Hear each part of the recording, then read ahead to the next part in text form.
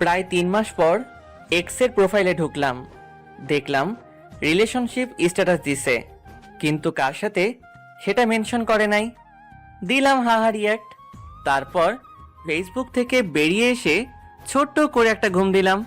ঘুম থেকে উঠে ফোনটা হাতে নিয়ে মেসেঞ্জারে গিয়ে দেখি উপরে লেখা আছে নিউ মেসেজ রিকোয়েস্ট। আইডিটার নাম জান্নাতুল ফেরদৌস। চিনতে আর বাকি রইল না, এটা আমার এক্সের আইডি। অবাক হলাম তার এসএমএস গুলা দেখে। আপনারা শুনলে বুঝতে পারবেন। কুত্তা শোয়ার বানর লুচ্চা লম্পট কুলাঙ্গার হারামজাদা হারামি হনুমান হাদারাম গাঁজাখোর মদখোর সিগারেটখোর পানখোর পানিখোর বিড়িখোর ভাতখোর নুডলসখোর, যা যা বলা যায় সব বলছে। ওই কুত্তা, তুই আমার স্ট্যাটাসে হাহা দিলি কেন রে? কুত্তার ল্যাচ কি কখনোই সোজা হয় না? আর তুই এতদিন কই ছিলি রে কুত্তা? তোরা একবার পাই, তোর হাত পা ভেঙে দিব আমার পোস্টে হাহা দেয়া না। বাপরে বাপ, এ কি ডেঞ্জারাস মাইয়া রে বাবা! একটা হাহাতেই এত কিছু। ভাগ্য ভালো যে এর সাথে আমার ব্রেকআপ হয়ে গেছে, নইলে অবস্থা কেরোসিন বানিয়ে দিত। আর তুই আমারে পাইলে তবেই না হাত পা ভাঙবি, না পাইলে কেমনে? বোকা মেয়ে কোথাকার। আমি এসএমএস দিলাম, কে আপনি? আর এগুলো কি সব আবল তাবল কথা বলছেন? সঙ্গে সঙ্গে রিপ্লাই, কুত্তা, আমারে তুমি এখন চিনতে পারতেছো না তাই না? 2 বছর প্রেম করে এখন বলতেছো আমি কে? Sorry, wrong number. Wrong number মানে? আমি কি তোর সাথে ফোনে কথা বলতেছি নাকি রে বানর? ওই সেরি, এত কথা বলিস কেন? যা তুই, block. You can't message or call them in this chat and you won't receive their message or calls. এখন কি যে ভালো লাগতেছে ভাই, আপনাদেরকে বলে বোঝাতে পারবো না। আমার সাথে ব্রেকআপ করার পর একটা বারের জন্য খোঁজ নিস নাই, এখন আবার আমারে বলতেছো আমি ভাতখোর। জীবনে তো কিছু খাওয়াস নাই আমারে, আমারটাই সারা জীবন খেয়ে গেলি, নাকি 2টা বছর খেয়ে গেলি, আর এখন আমাকেই খোটা দিচ্ছিস আমি ভাতখোর? কথাগুলো ভাবতে ভাবতেই ফোনটা বেজে উঠলো। নাম্বারটা অচেনা। ধরলাম, তারপর ওপাশ থেকে, ওই কুত্তা, তুই আমারে ব্লক মারলি কেন? সোয়ান, তাড়াতাড়ি ব্লকটা ওঠা বললাম, কথা আছে তোর সাথে। টুট টুট টুট দিলাম ফোন কেটে, আর নাম্বারটা ব্ল্যাক লিস্টে। ওহ কি মজা রে মজা! টানা 2টা বছর জ্বালাইছিস, 3 মাস যাবত তো ভালোই ছিলাম, কি জন্যে যে হাহা দিতে গেলাম। ধুর, ভালো লাগে না। টানা 2 বছর জ্বলছি, আর জ্বলতে চাই না। আবারও ফোন আসলো, ধরলাম। প্লিজ ফোনটা কেটো না, তোমার সাথে আমার কথা। টুট টুট টুট আবারও কেটে দিলাম, তোর সাথে। তারপর, প্লিজ ফোনটা কাটবে না, তোমার সাথে আমার কথা আছে। কাটবো? তুই কি করবি? তোর সাথে আমার কোনো কথা নাই। ওই, তুই আমারে তুই করে বললি? হ্যাঁ বললাম, তুই কি করবি? কুত্তা, তোর সাহস তো কম না, আমারে তুই করে বলিস? তুই জানিস আমি কে? আইসে, তুই কে আমি জানি না? তোর কোথায় কি আছে আমি সব জানি, আর তুই কে আমি তা জানি না।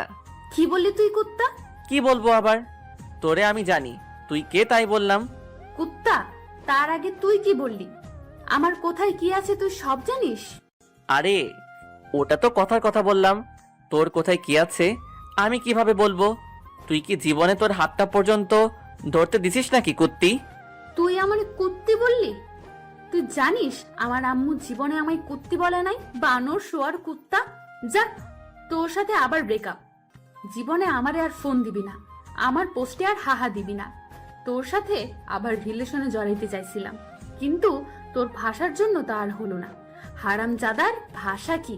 কুত্তা ফুট। টুট টুট টুট কথায় আছে না, ভূতের মুখে রাম নাম।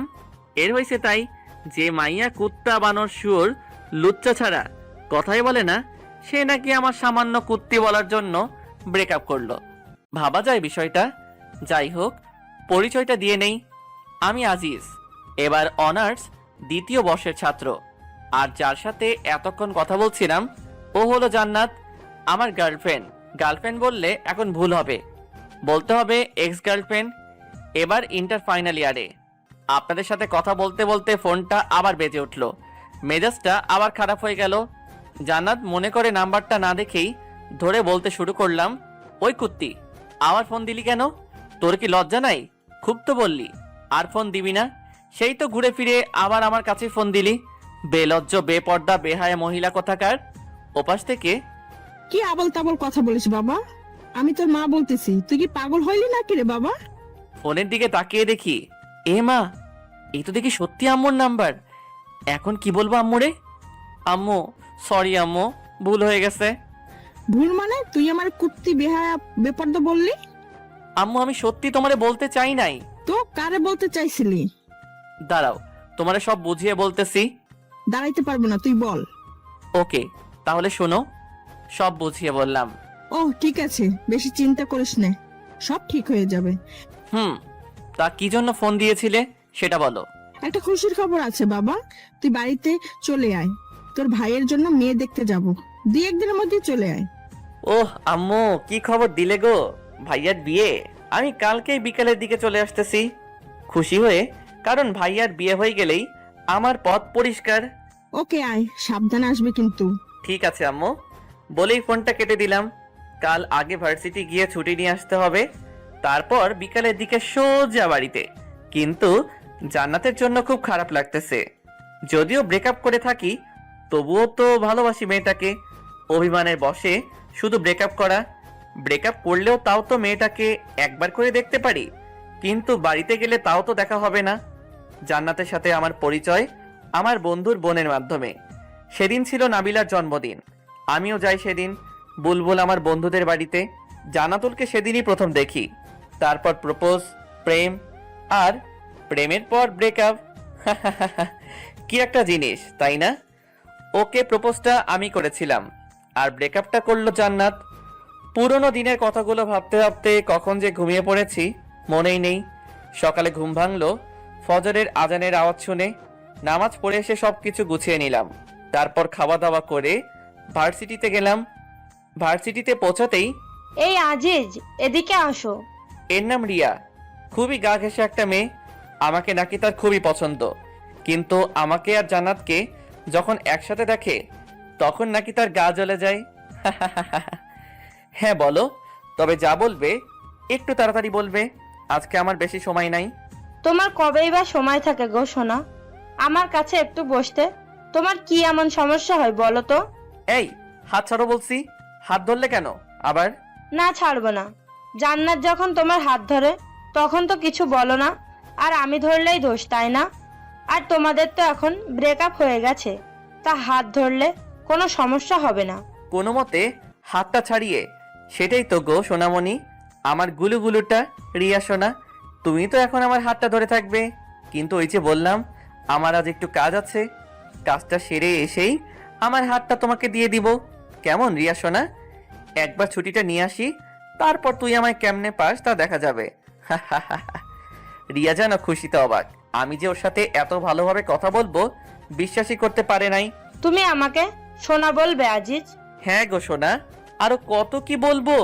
আমি কাজটা সেরে আসি, তারপর না হয় সব হবে। ঠিক আছে, কিন্তু কোথায় যাবে? প্রিন্সিপালের রুমে। আচ্ছা, তুমি তাহলে যাও, আমি তোমার জন্য এখানেই অপেক্ষায় থাকি। আরে না না, তোমার অপেক্ষা করতে হবে না, তুমি বরং ক্লাসে যাও, আমি কাজটা সেরেই আসতেছি। ঠিক আছে, তাড়াতাড়ি আসবে কিন্তু, আমি ক্লাসে গেলাম। হ, তুই তাড়াতাড়ি যা, আর আমি আগে ছুটিটা নিয়ে আসি, তারপর তুই আমারে কেমনে পাস তা দেখা যাবে। ওখান থেকে প্রিন্সিপালের রুমে আসলাম, তারপর ছুটি নিয়ে দিলাম এক দৌড়ে হোস্টেলে। তারপর ব্যাগটা নিয়ে বাস স্টেশন। এদিকে রিয়া ভাবছে স্যারের রুমে আজিজ এতক্ষণ কি করে একবার দেখে আসতে হয়, যেই ভাবা সেই কাজ। কিন্তু এ কি, স্যারের রুমে তো আজিজ নাই, একবার স্যারকে জিজ্ঞেস করতে হয়। আসতে পারি স্যার? জি আসছিল। আর তোমরা লেখাপড়া করো কেন বলতে পারো? আসতে পারি স্যার, এই কথাটা কি ইংরেজিতে বলা যায় না? Sorry sir. ইটস ওকে, আর সরি বলতে হবে না।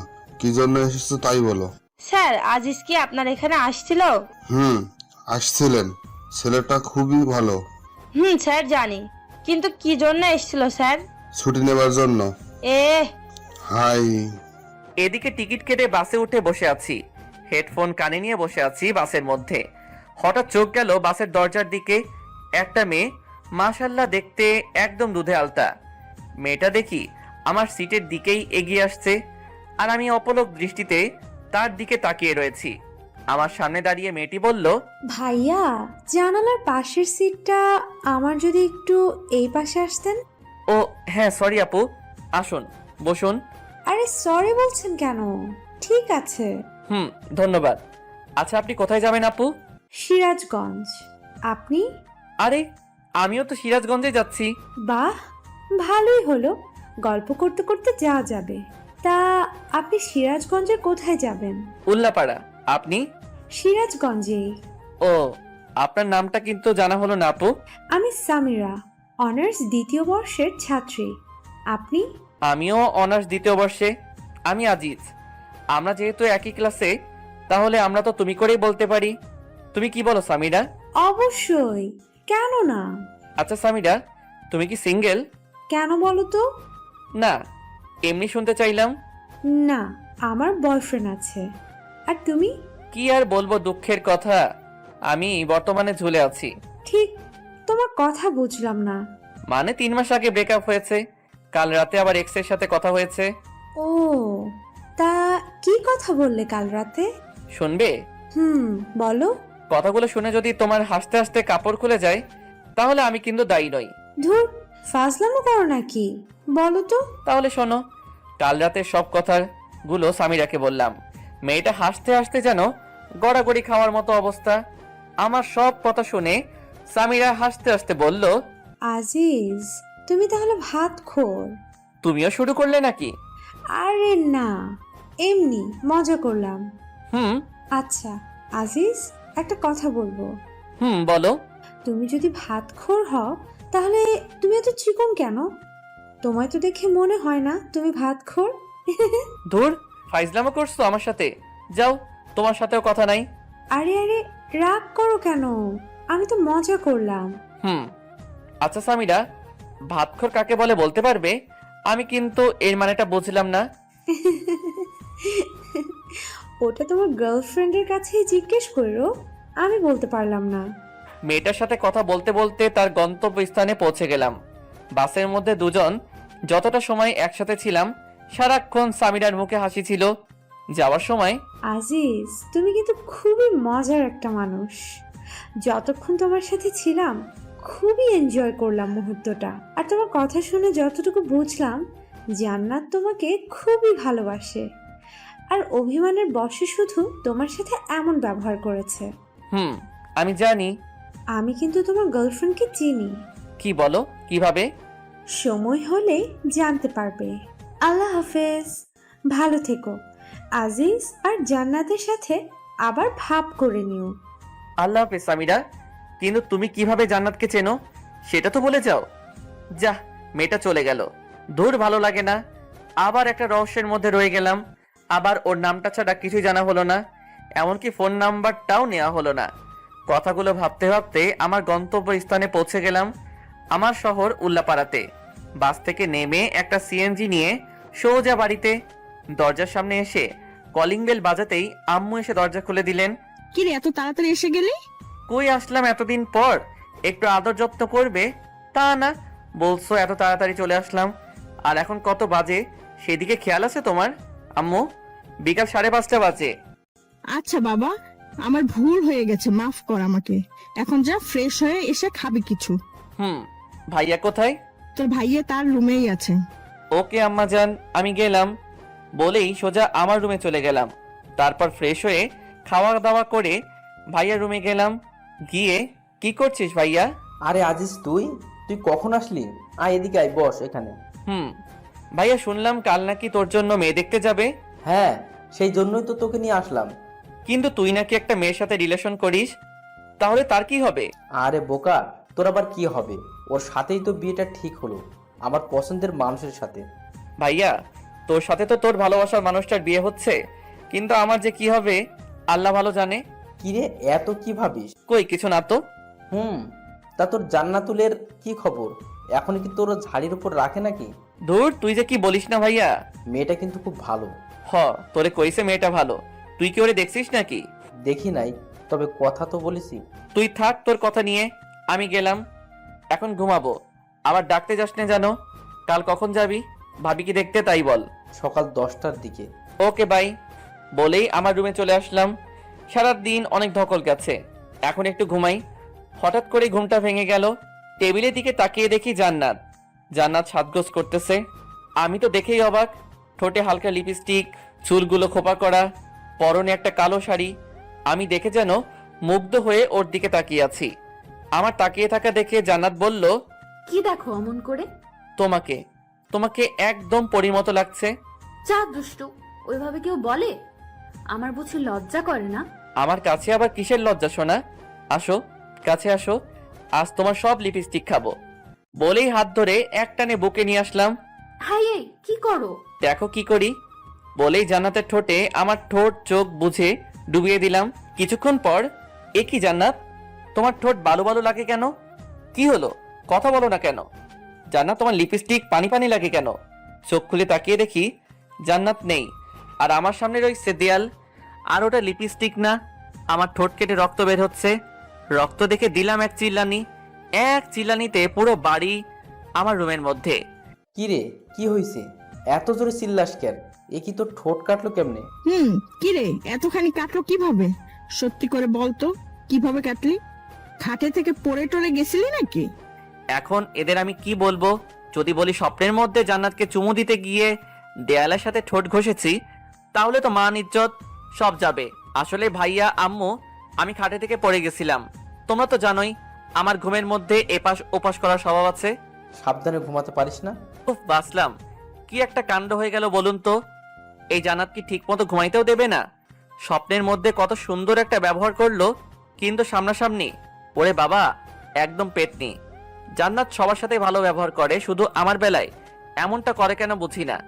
হয়তো ভালোবাসার মানুষটার প্রতি একটু বেশি অধিকার খাটাতে চায়, তাই আমার সাথে এমন করে। কথাগুলো ভাবতে ভাবতে কখন যে ঘুমিয়ে গিয়েছি খেয়ালই নাই। ঘুম থেকে উঠে ফজরের নামাজটা পড়ে খাওয়া দাওয়া করে রেডি হয়ে ভাইয়ার জন্য মেয়ে দেখতে চলে আসলাম। তারপর যা দেখলাম, মোটেও তা দেখার জন্য প্রস্তুত ছিলাম না। কারণ তা হলো, ভাইয়ার জন্য মেয়ে দেখতে এসে বসে আছি প্রায় 1 ঘন্টা হলো, কিন্তু মেয়েকে আনার কোনো নামই নাই। মেয়ে আসুক আর না আসুক তাতে আমার কি।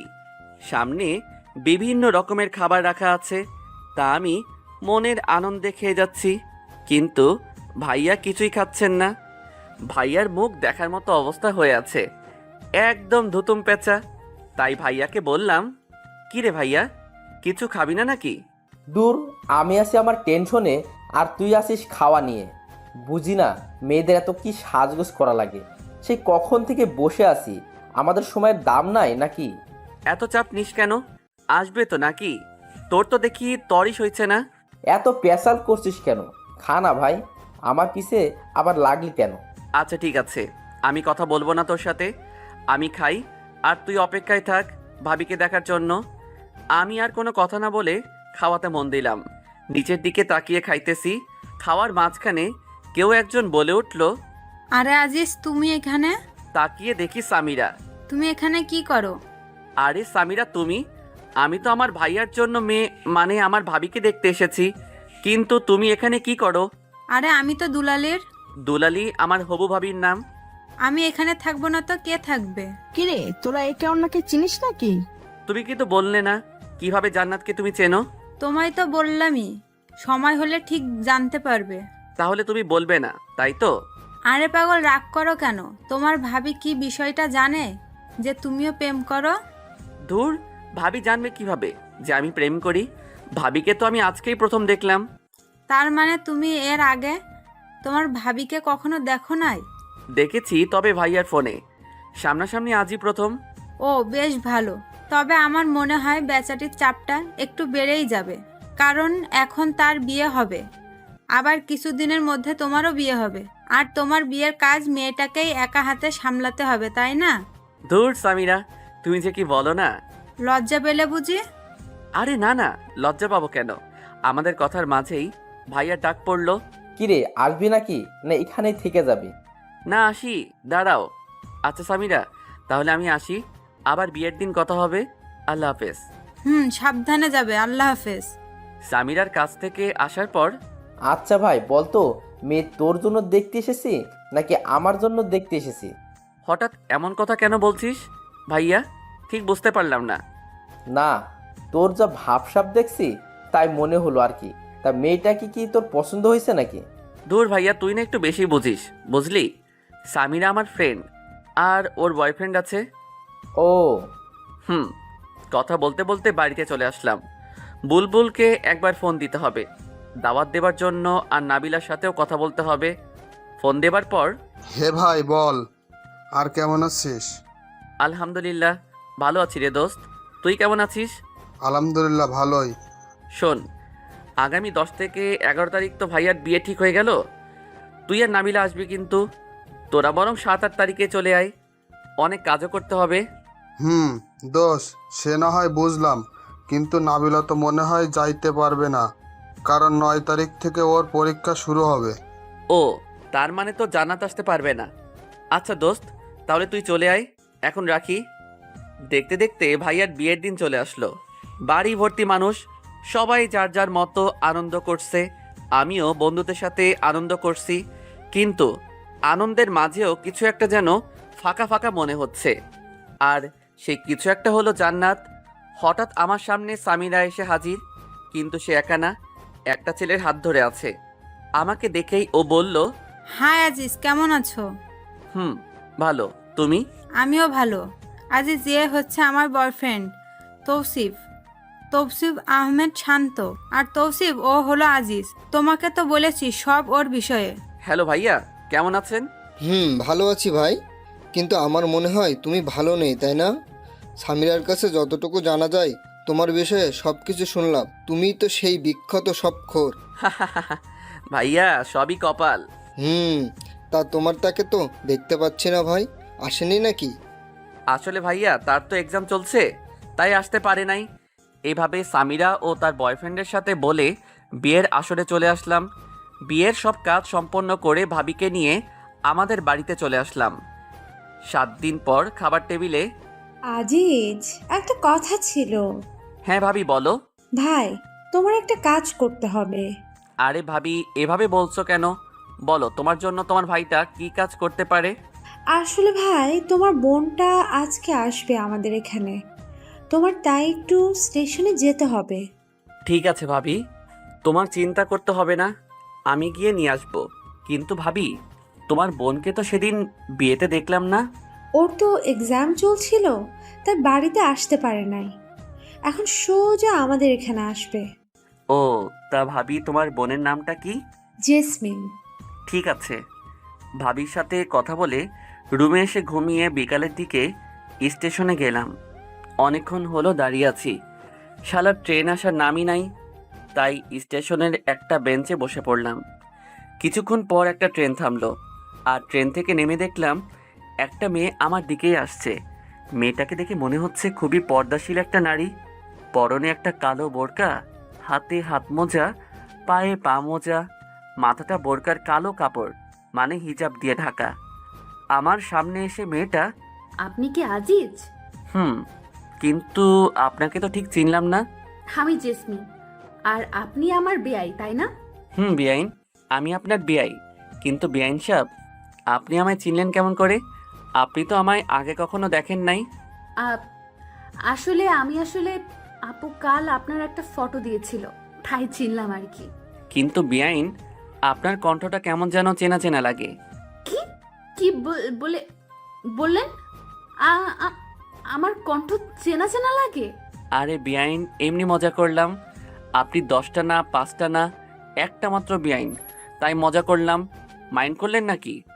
না না, মাইন্ড করব কেন?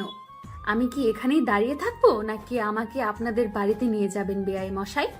ও হ্যাঁ, চলুন চলুন। চলুন। তারপর বেআইনকে নিয়ে বাড়িতে চলে আসলাম, আর ভাবিকে বললাম, ভাবি, এই নাও তোমার আমানত, সশরীরে নিয়ে এসেছি। ভাই, ধন্যবাদ। স্বাগত। শোনো, আমি এখন আবার ঘুমাবো, রাতে কিছু খাবো না, আবার ডাকতে যেও না যেন। সকালে বুকের উপর কিছু একটা ভারী ভারী অনুভব করলাম। মনে হচ্ছে কেউ একজন আমার বুকের উপর মাথা রেখে শুয়ে আছে। চোখ খুলে তাকিয়ে দেখি, এ কি? এ তো জান্নাত। জান্নাত কিভাবে আমার রুমে আসলো, আর আমার বুকে মাথা রেখে শুয়ে আছে কেন? নাকি আমি আবার সেদিনের মতো স্বপ্ন দেখছি? হয়তো স্বপ্নই হবে। সেদিন স্বপ্নে জান্নাত মনে করে দেয়ালের সাথে কি একটা কাণ্ড হয়ে গেল। ভাবতেই কেমন গা কেমনটা করে ওঠে। কিন্তু যদি এটা মানুষই না হয় তবে এত ভারী ভারী লাগে কেন? হাতে একটা চিমটি কেটে দেখলাম, না এটা তো স্বপ্ন না, সত্যি এটা জান্নাত। একবার ধাক্কা দিয়ে দেখি কে এটা।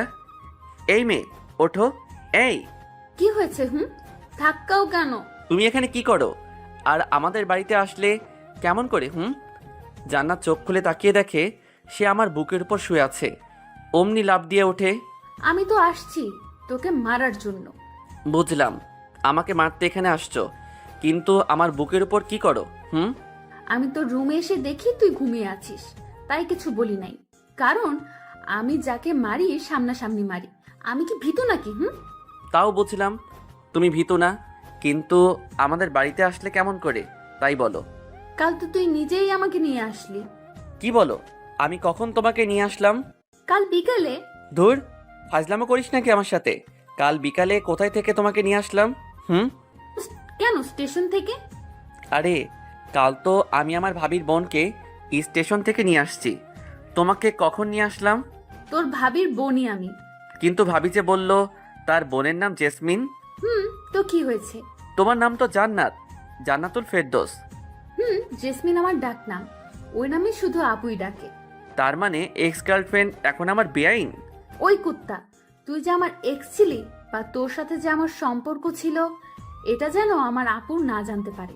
শুধু আপু না, কেউ যেন জানতে না পারে। হয়, আমার তো আর খেয়ে দে কাজ নাই যে তোর মতো একটা পেতনি আমার গার্লফ্রেন্ড ছিল এটা সবাইকে বলে বেড়াবো। কুত্তা, তুই আমারে কি বললি? আমি পেতনি? ভুল কিছু তো বলি নাই। দাঁড়া কুত্তা, আজ তোর একদিন কি আমার একদিন। বলতেই জান্নাত কিছু একটা খুঁজতে লাগলো আর রুমের এক কোণ থেকে একটা ফুলঝাড়ু পেল। ওইটা হাতি নিয়ে আমার দিকে তেড়ে আসলো মারবার জন্য। যেই বাড়ি মারবে অমনি ভাবির ডাক পড়লো। জান্নাত, এই জান্নাতুল, কই গেলি? ভাবি, বেআই সাহেব আমার রুমে। জান্নাত অমনি ফুলঝাড়ুটা ফেলে দিল। কি রে, এখানে কি করছিস? ভাবি বেআইনের সাথে একটু মজা করছিলাম, তাই না বেআইন? আপু, আমার বেআইটা না খুবই মজার। আচ্ছা, বুঝলাম। এখন চল, ঘুম থেকে উঠে তো ফ্রেশও হোস নাই। আগে ফ্রেশ হয়ে খাওয়া দাওয়া করে নে, তারপর দুজনে গল্প করিস। এখন আর মহারাজ, আপনিও ফ্রেশ হয়ে নিচে খেতে আসুন। বলেই ভাবি জান্নাতকে নিয়ে চলে গেল। আর জান্নাত ওদিকে মনে মনে বলছে, আমাকে পেতনি বলা, তাই না? এখন যদি আপু না আসতো তবে শয়তানটার হাড়গোড় ভেঙে ফেলতাম। কিন্তু শয়তানটা কি বোঝে না যে এই পেতনিটা ওকে কতটা ভালোবাসে? আর এইদিকে আমি, উফ, এখন কি যে একটা কাণ্ড হয়ে যেত। ভাবি যদি না আসতো তবে আর আমি আস্ত থাকতাম না। ধন্যবাদ ভাবি। কিন্তু ভাই, এক্স গার্লফ্রেন্ড যখন বেআইন হয় তখন যে এতটা ঝামেলা হয় তা জানা ছিল না। বলেই ফ্রেশ হতে চলে গেলাম। ফ্রেশ হয়ে বের হতেই ফোনটা বেজে উঠল। ফোনের স্ক্রিনের দিকে তাকিয়ে দেখি এ তো নাদিয়ার নাম্বার। নাদিয়া আমার স্কুল লাইফের ফ্রেন্ড, আর ও তো এখন চিটাগাঙে। রিসিভ করার পর, ওই কুত্তা, তুই নাকি এখন বাড়িতে? তো কি হয়েছে? তুই তো চিটাগাঙে এখন, তাই না? না, আমি বাড়িতে আসছি আজ 5 দিন হলো। আর কুত্তা, তুই বাড়িতে আমায় বলবি না? আমি একা একা বাড়িতে বসে বসে বোরিং হচ্ছে। তুই কি আমায় বলতে পারতি না যে তুই বাড়িতে আসছিস? আমি এত কিছু জানি না। বিকালে আমার সাথে দেখা কর তুই। আচ্ছা, তুই স্কুলের মাঠে চলে আয়, বিকালে আমিও আসছি। ওকে, এখন রাখি, বিকালে কথা হবে।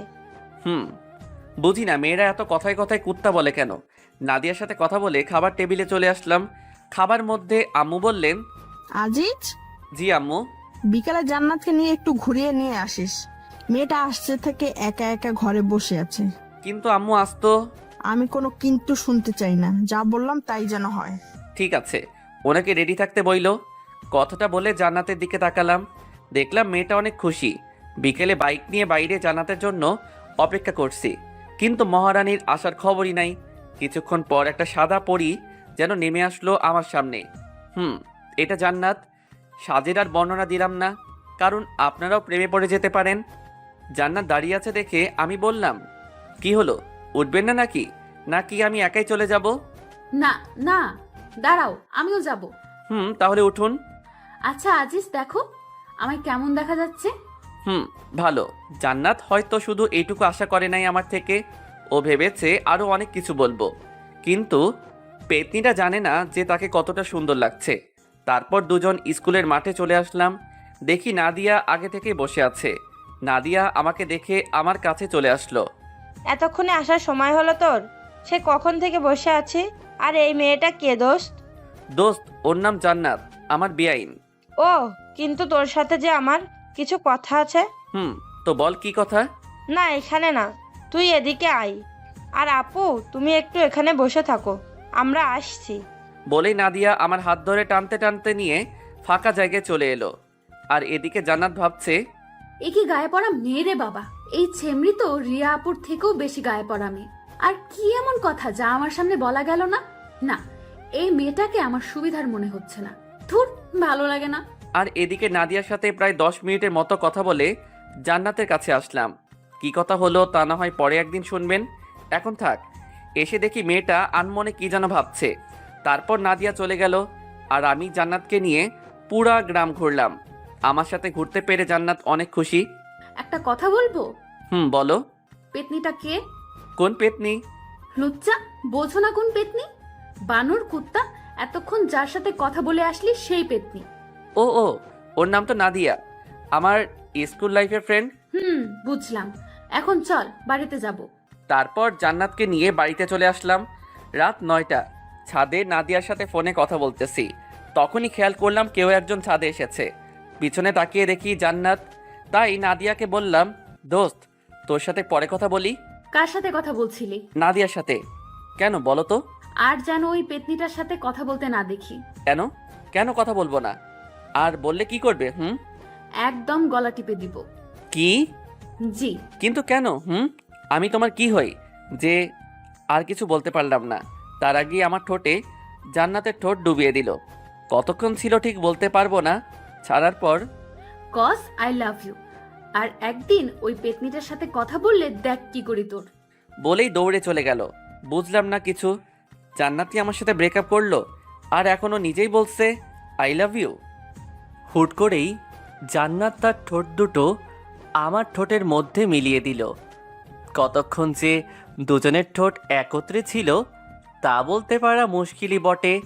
ছাদ থেকে রুমে এসে শুয়ে থেকে ভাবছি কি থেকে কি হয়ে গেল। আর মুচকি মুচকি হাসছি যে মেয়েটা গত 2 বছর আমাদের রিলেশন চলাকালীন নিজে থেকে আমার হাতটা পর্যন্ত ধরছে কিনা মনে নেই। আর আজ সেই মেয়েটাই চুমু দিয়ে দিল। ভাবা যায়?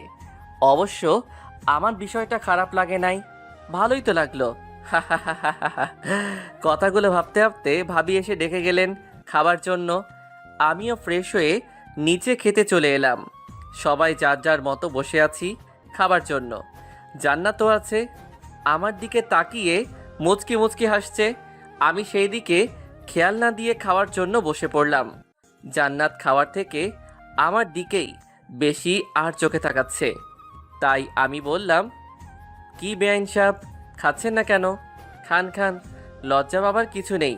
নিজের বাড়ি মনে করে খেতে পারেন। কি ভাবি, আমি ঠিক বলছি না? জান্নাত আমার দিকে এবার রাগী চোখে তাকালো। ঠিকই তো বলছিস। কিরে জান্নাত, খাচ্ছিস না কেন? এই তো খাইতেছি তো আপু। আর বেআই মশাই লজ্জা পাবো কেন? এটা তো আমার নিজের বাড়িই মনে করি। আর এটা তো আমারও বাড়ি, তাই না? মনে মনে বললাম, আজ বেআইন ডাকছো, কাল যদি তোমায় বউ না ডাকাতে পারি তবে আমার নামও জান্নাত না, বলে রাখলাম। তোরা খাবার সময় কি শুরু করলি? আর ছোট আব্বাজান? আম্মু মাঝে মাঝেই আমাকে ছোট আব্বাজান বলে ডাকে। জি আম্মু বলো। তোর খালাম্মা আজ ফোন দিয়েছিল, তোকে যাইতে বলছে। কিন্তু আম্মু, আমি এখন কিভাবে যাব? কেন বাবা, কেন যাইতে পারবা না? আমি তো তোমার ফোন টেপা আর ঘুরে বেড়ানো ছাড়া আর কোনো কাজ দেখি না, তাহলে কেন যাইতে পারবা না? উপায় নাই, এখন যেতেই হবে। ঠিক আছে, কবে যাইতে হবে? কাল সকাল সকাল বেরিয়ে পড়বি, আর 4-5 দিন থেকে তারপর বাড়িতে আসবি। তোর খালা মনির কাছ থেকে আবার যেন শুনতে হয় না তুই বাড়ি আসার জন্য তার কাছে বায়না করছিস। ঠিক আছে, 4-5 দিন থেকে তারপর বাড়িতে আসবো। এবার খুশি? খুশি। জান্নাত মা, তুমি তাহলে সকাল সকাল রেডি হয়ে থাকো মা। মা, ঠিক আছে। বুঝলাম না আম্মু, জান্নাত রেডি থেকে কি করবে? আর ওই, আপনি আমার আম্মুরে মা ডাকছেন কেন? জান্নাত তো তোর সাথে যাবে। আমি মা বলে ডাকবো, তাতে আপনার কি? আমি মনে মনে বললাম, মা তো আজ না হয় কাল থেকে ডাকতেই হবে, আমি না হয় এখন থেকেই ডাকা শুরু করলাম। আমার বোকা বরটা বোঝেও না, আর একবার শুধু কাল তোমার সাথে বেরোতে পারি, তারপর দেখো তোমায় কেমন না যেন না চাই। আমি আর কি কমো, সবই তোমাদের ইচ্ছা। পরদিন সকাল 8টায় রেডি হয়ে বাইকে দাঁড়িয়ে আছি। কিছুক্ষণ পর জান্নাত আসলো, সাথে আম্মু আর ভাবি। তাদের কাছে থেকে বিদায় নিয়ে বাইকটা নিয়ে বেরিয়ে পড়লাম। গাড়ির আপন গতিতে গাড়ি চলছে, কিন্তু আমাদের কারোর মুখেই কোনো কথা নেই। নীরবতা ভেঙে জান্নাত বলল, কি হলো, কথা বলছো না কেন? কি বলবো? কেন, আমার সাথে বলার তোমার কোনো কথা নেই? আছে তো অনেক, কিন্তু কিছুই মনে পড়ছে না। ফাজলামো করো নাকি? দূর, ফাইজলামো করতে যাব কেন? যা সত্যি তাই বললাম। ঠিক আছে, এখন বলো আমার কেমন লাগছে দেখতে।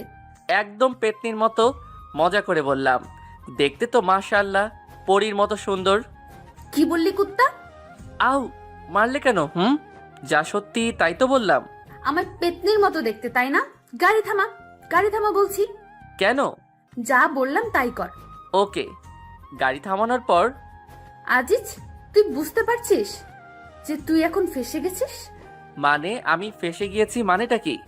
মনে হচ্ছে এখন যদি আমি চেঁচামেচি করে লোক জড়ো করি আর তাদের বলি তুই আমাকে ভুলিয়ে ভালিয়ে এসব করার জন্য এখানে নিয়ে আসছিস, তাহলে তোর কি অবস্থা হবে ভাবতে পারছিস? কিন্তু আমি তো তোমায় ওইসব করার জন্য আনি নাই। সেটা তো আমি আর তুমি জানি সোনা, এরা তো জানে না। তাহলে আমি এখন পালাবো? পালাও, তবে বাড়িতে আম্মু আর আপুকে কি বলবে? তার মানে? তার মানে তুমি এখন মাইনকার চিপায়। না, হ্যাঁ। তুমি এখন কি করতে চাচ্ছ? বেশি কিছু না, শুধু আমি যা যা বলবো তোমায় তাই তাই করতে হবে। কি করতে হবে? আমরা যখন তোমার খালামণির বাসায় যাব, তখন তো তিনি জানতে চাইবেন আমি তোমার কি হই। তখন তুমি কি বলবে? আমি তোমার কি হই? কেন বলবো বেআইন? না, বেআইন না। তাহলে কি বলবো? তুমি আমার এক্স গার্লফ্রেন্ড এইটা বলবো? ধুর বোকা, এটা বলতে যাবে কেন? তাহলে কি বলবো সেটা তো বলো, এত পেঁচাও কেন? খালামণিকে বলবে আমি তোমার একমাত্র দুষ্টু মিষ্টি আদরের বউ। মানে কি? তুমি তো আমার বউ না। সেটাও শুধু তুমি আর আমি জানি, খালামণি তো জানে না। নেহি, কাভি নেহি। আমি এটা বলতে পারবো না। বলতে পারবি না তাই না? লোকজন ডাকবো নাকি? না। তাহলে আমি এখন থেকে তোর কে? বউ। জোরে বল, শুনতে পাই নাই। বললাম তো বউ। এভাবে না, বল যে তুমি আমার একমাত্র বউ, নইলে ডাকবো নাকি? না না, বলছি। বল। তুমি আমার একমাত্র আদরের বউ। এই তো আমার সোনা বর, আমার জানুটা, আমার গুলুমুলু বাবুটা। এখন চলো যাও যাক সোনা মোনা। চলো। গাড়ি চলছে তো চলছেই, আর আমি শুধু ভাবছি কি যে হতে চলেছে। আমার খালাম্মা তো একদম সহজ সরল একজন মানুষ।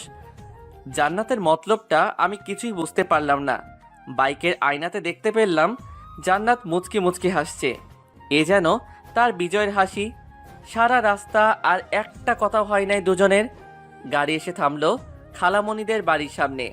তারপর কলিং বেল দেবার আগে জান্নাত, মনে আছে তো আমি এখন তোমার কে? বউ, একমাত্র আদরের বউ।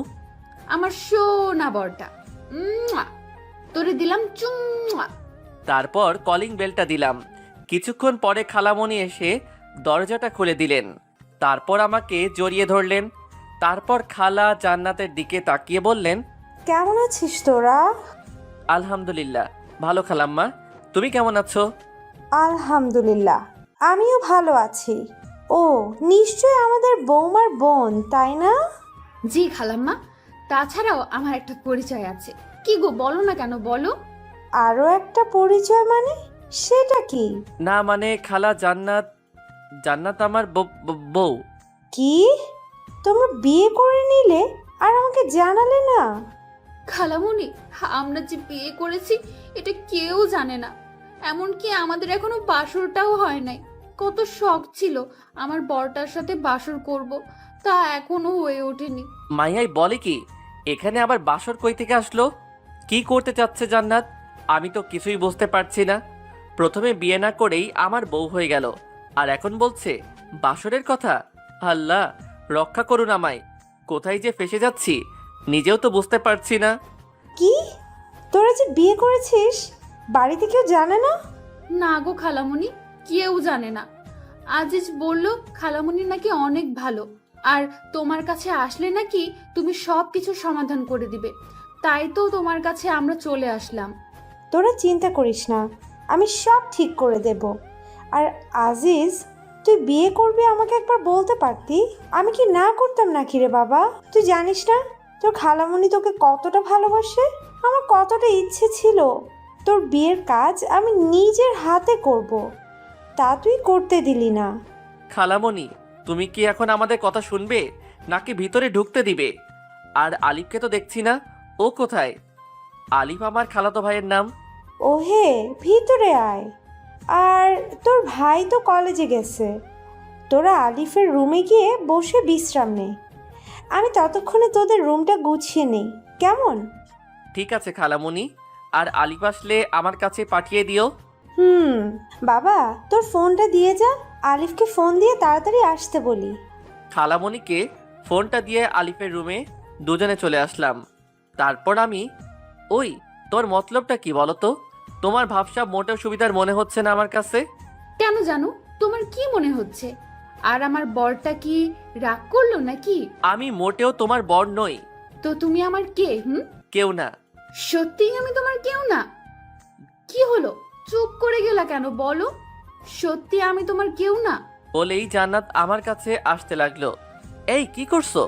কাছে আসবে না, দূরে থাকো বলছি। কাছে আসবো? তুমি কি করবে? কি করবে? আমি কিন্তু চেঁচাবো।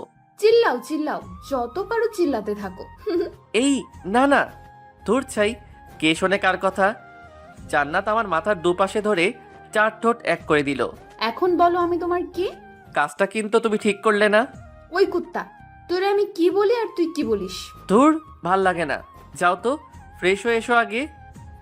যাইতেছি, তারপর কিন্তু বলতেই হবে আমি তোমার কে, নইলে এইবার তোমার ঠোঁট একদম ছিঁড়ে ফেলবো। বলেই জান্নাত চলে গেল। আর আমি ভাবছি কি করতে চাচ্ছে এই মেয়েটা। ভাবতে ভাবতে আলিফ চলে আসলো। আর কিরে ভাইয়া, আসবো? দরজার দিকে তাকিয়ে দেখি আলিফের হাতে কিছু শপিং ব্যাগ। আরে আলিফ, তুই আয় আয়। আর এটা তো তোরই রুম, তুই আসবি, আমাকে জিজ্ঞেস করছিস কেন? আমার রুম, কিন্তু ভাইয়া রুমে তো তুমি একা নেই, সাথে ভাবিও আছে, তাই না? আর ভাইয়া, এটা তুমি একেবারে ঠিক করলে না। কি ঠিক করলাম না রে ভাই? এই যে বিয়ে করলে না জানিয়ে। তোরে কিভাবে জানাবো রে ভাই? আমি নিজেই জানতাম না যে আমি বিয়ে করেছি, তুই কেমনে জানবি? কিরে ভাইয়া, কথা বলো না কেন? কি ভাবো? আগে জানাইনি তো কি হয়েছে, এখন তো জানলি, তাই না? নাও, এইগুলো নাও, আর তাড়াতাড়ি এগুলো পরে বাইরে আসো। কি এগুলো? তোমার জন্য পাঞ্জাবি আর ভাবির জন্য বেনারসি। কিন্তু এগুলা কেন? আম্মু বললো তোমাকে নাকি বর বেশে দেখবে, তাই তাড়াতাড়ি চেঞ্জ করে চলে আসো। আর এই নাও তোমার ফোন, আম্মু দিল। রেখে যা। কিছুক্ষণ পরে জান্নাত বাথরুম থেকে বেরিয়ে আসলো। তারপর কার সাথে কথা বললে গো এতক্ষণ? আলিফ আসছিল এগুলো দেবার জন্য। কি এগুলো? খুলে দেখো। ওয়াও, খুব সুন্দর এগুলো। আমাদের জন্য?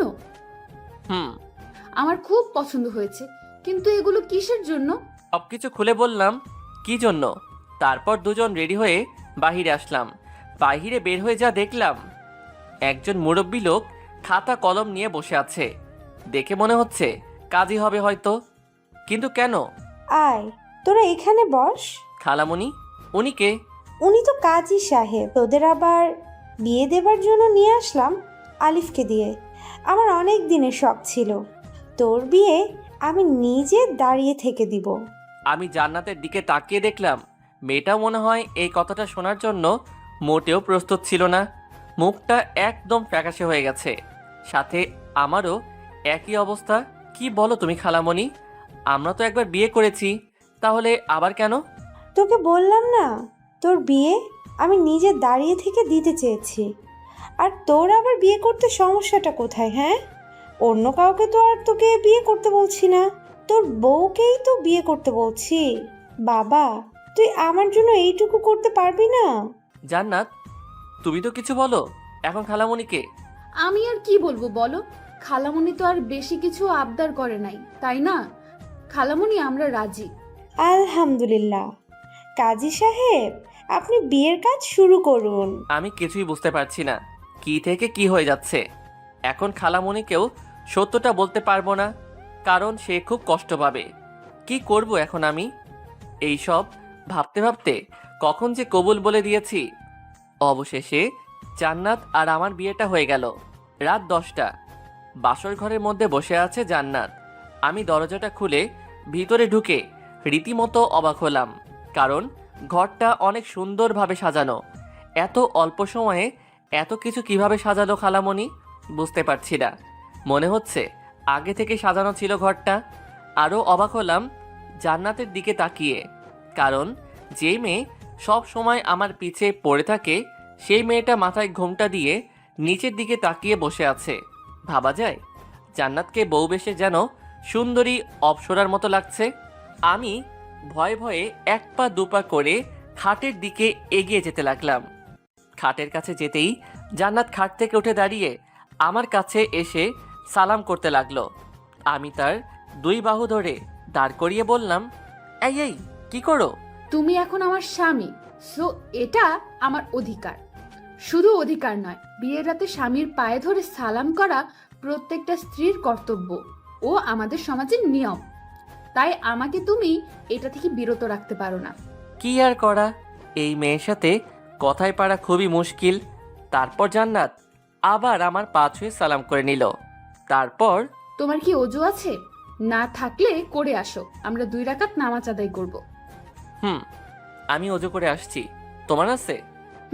আছে, আসো তাহলে আমরা নামাজ আদায় করে নিই। জান্নাত 2টা জায়নামাজ বিছিয়ে দিল। আমিও জান্নাত দুজনে নামাজ আদায় করে নিলাম। তারপর নামাজ শেষ করে জান্নাত আবার গিয়ে বিছানাতে বসে পড়ল। আমি আমার টুপি ও পাঞ্জাবিটা খুলে বিছানার দিকে এগিয়ে যেতে লাগলাম। বিছানার কাছে যেতেই জান্নাত একটা বালিশ হাতে নিয়ে আমার দিকে ঢিল মেরে দিয়ে বলল, একদম বিছানার দিকে আসবে না। কেন? কি হলো আবার মেয়েটার?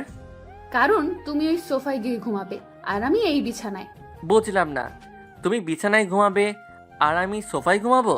কিন্তু কেন? আমাদের তো বিয়ে হয়ে গেছে, আমরা এখন স্বামী স্ত্রী। তাহলে একসাথে ঘুমালে সমস্যাটা কোথায়? কারণ তুমি তো আর একা না, তাই না? কারণ তোমার তো অনেক বান্ধবী আছে।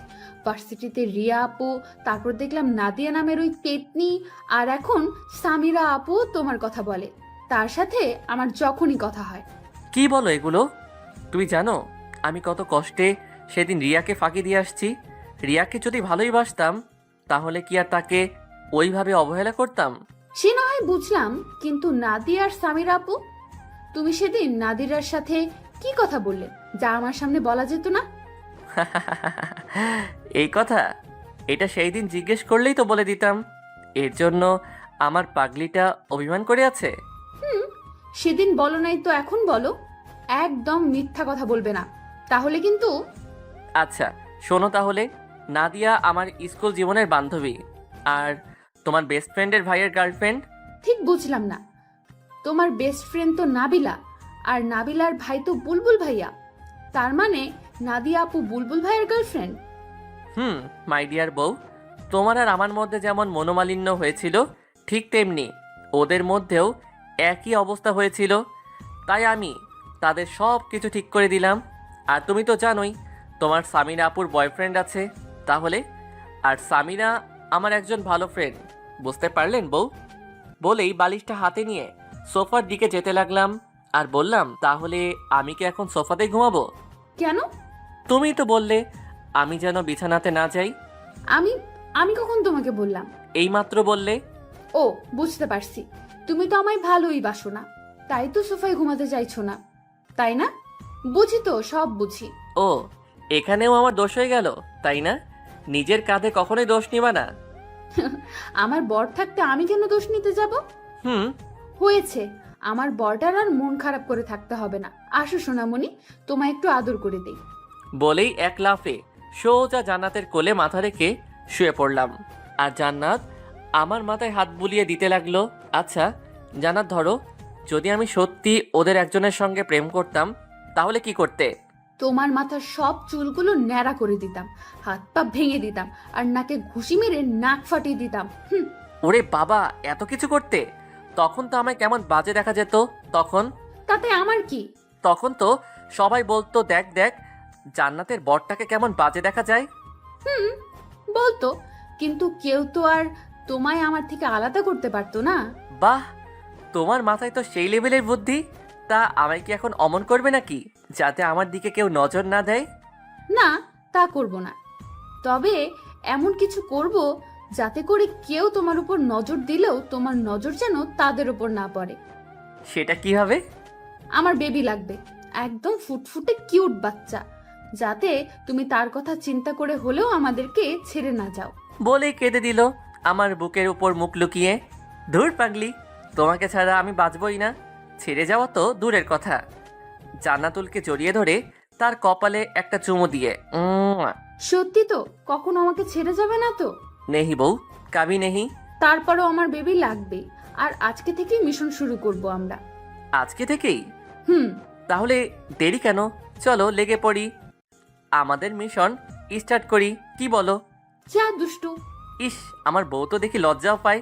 আসো আসো, আরো কাছে আসো বউ, আর লজ্জা পেতে হবে না। আসো, আমাদের মিশনটা স্টার্ট করা যাক। বলেই জান্নাতের ঠোঁটে আমার ঠোঁট ডুবিয়ে দিলাম। ধীরে ধীরে আমরা একে অন্যের মাঝে হারিয়ে যেতে লাগলাম।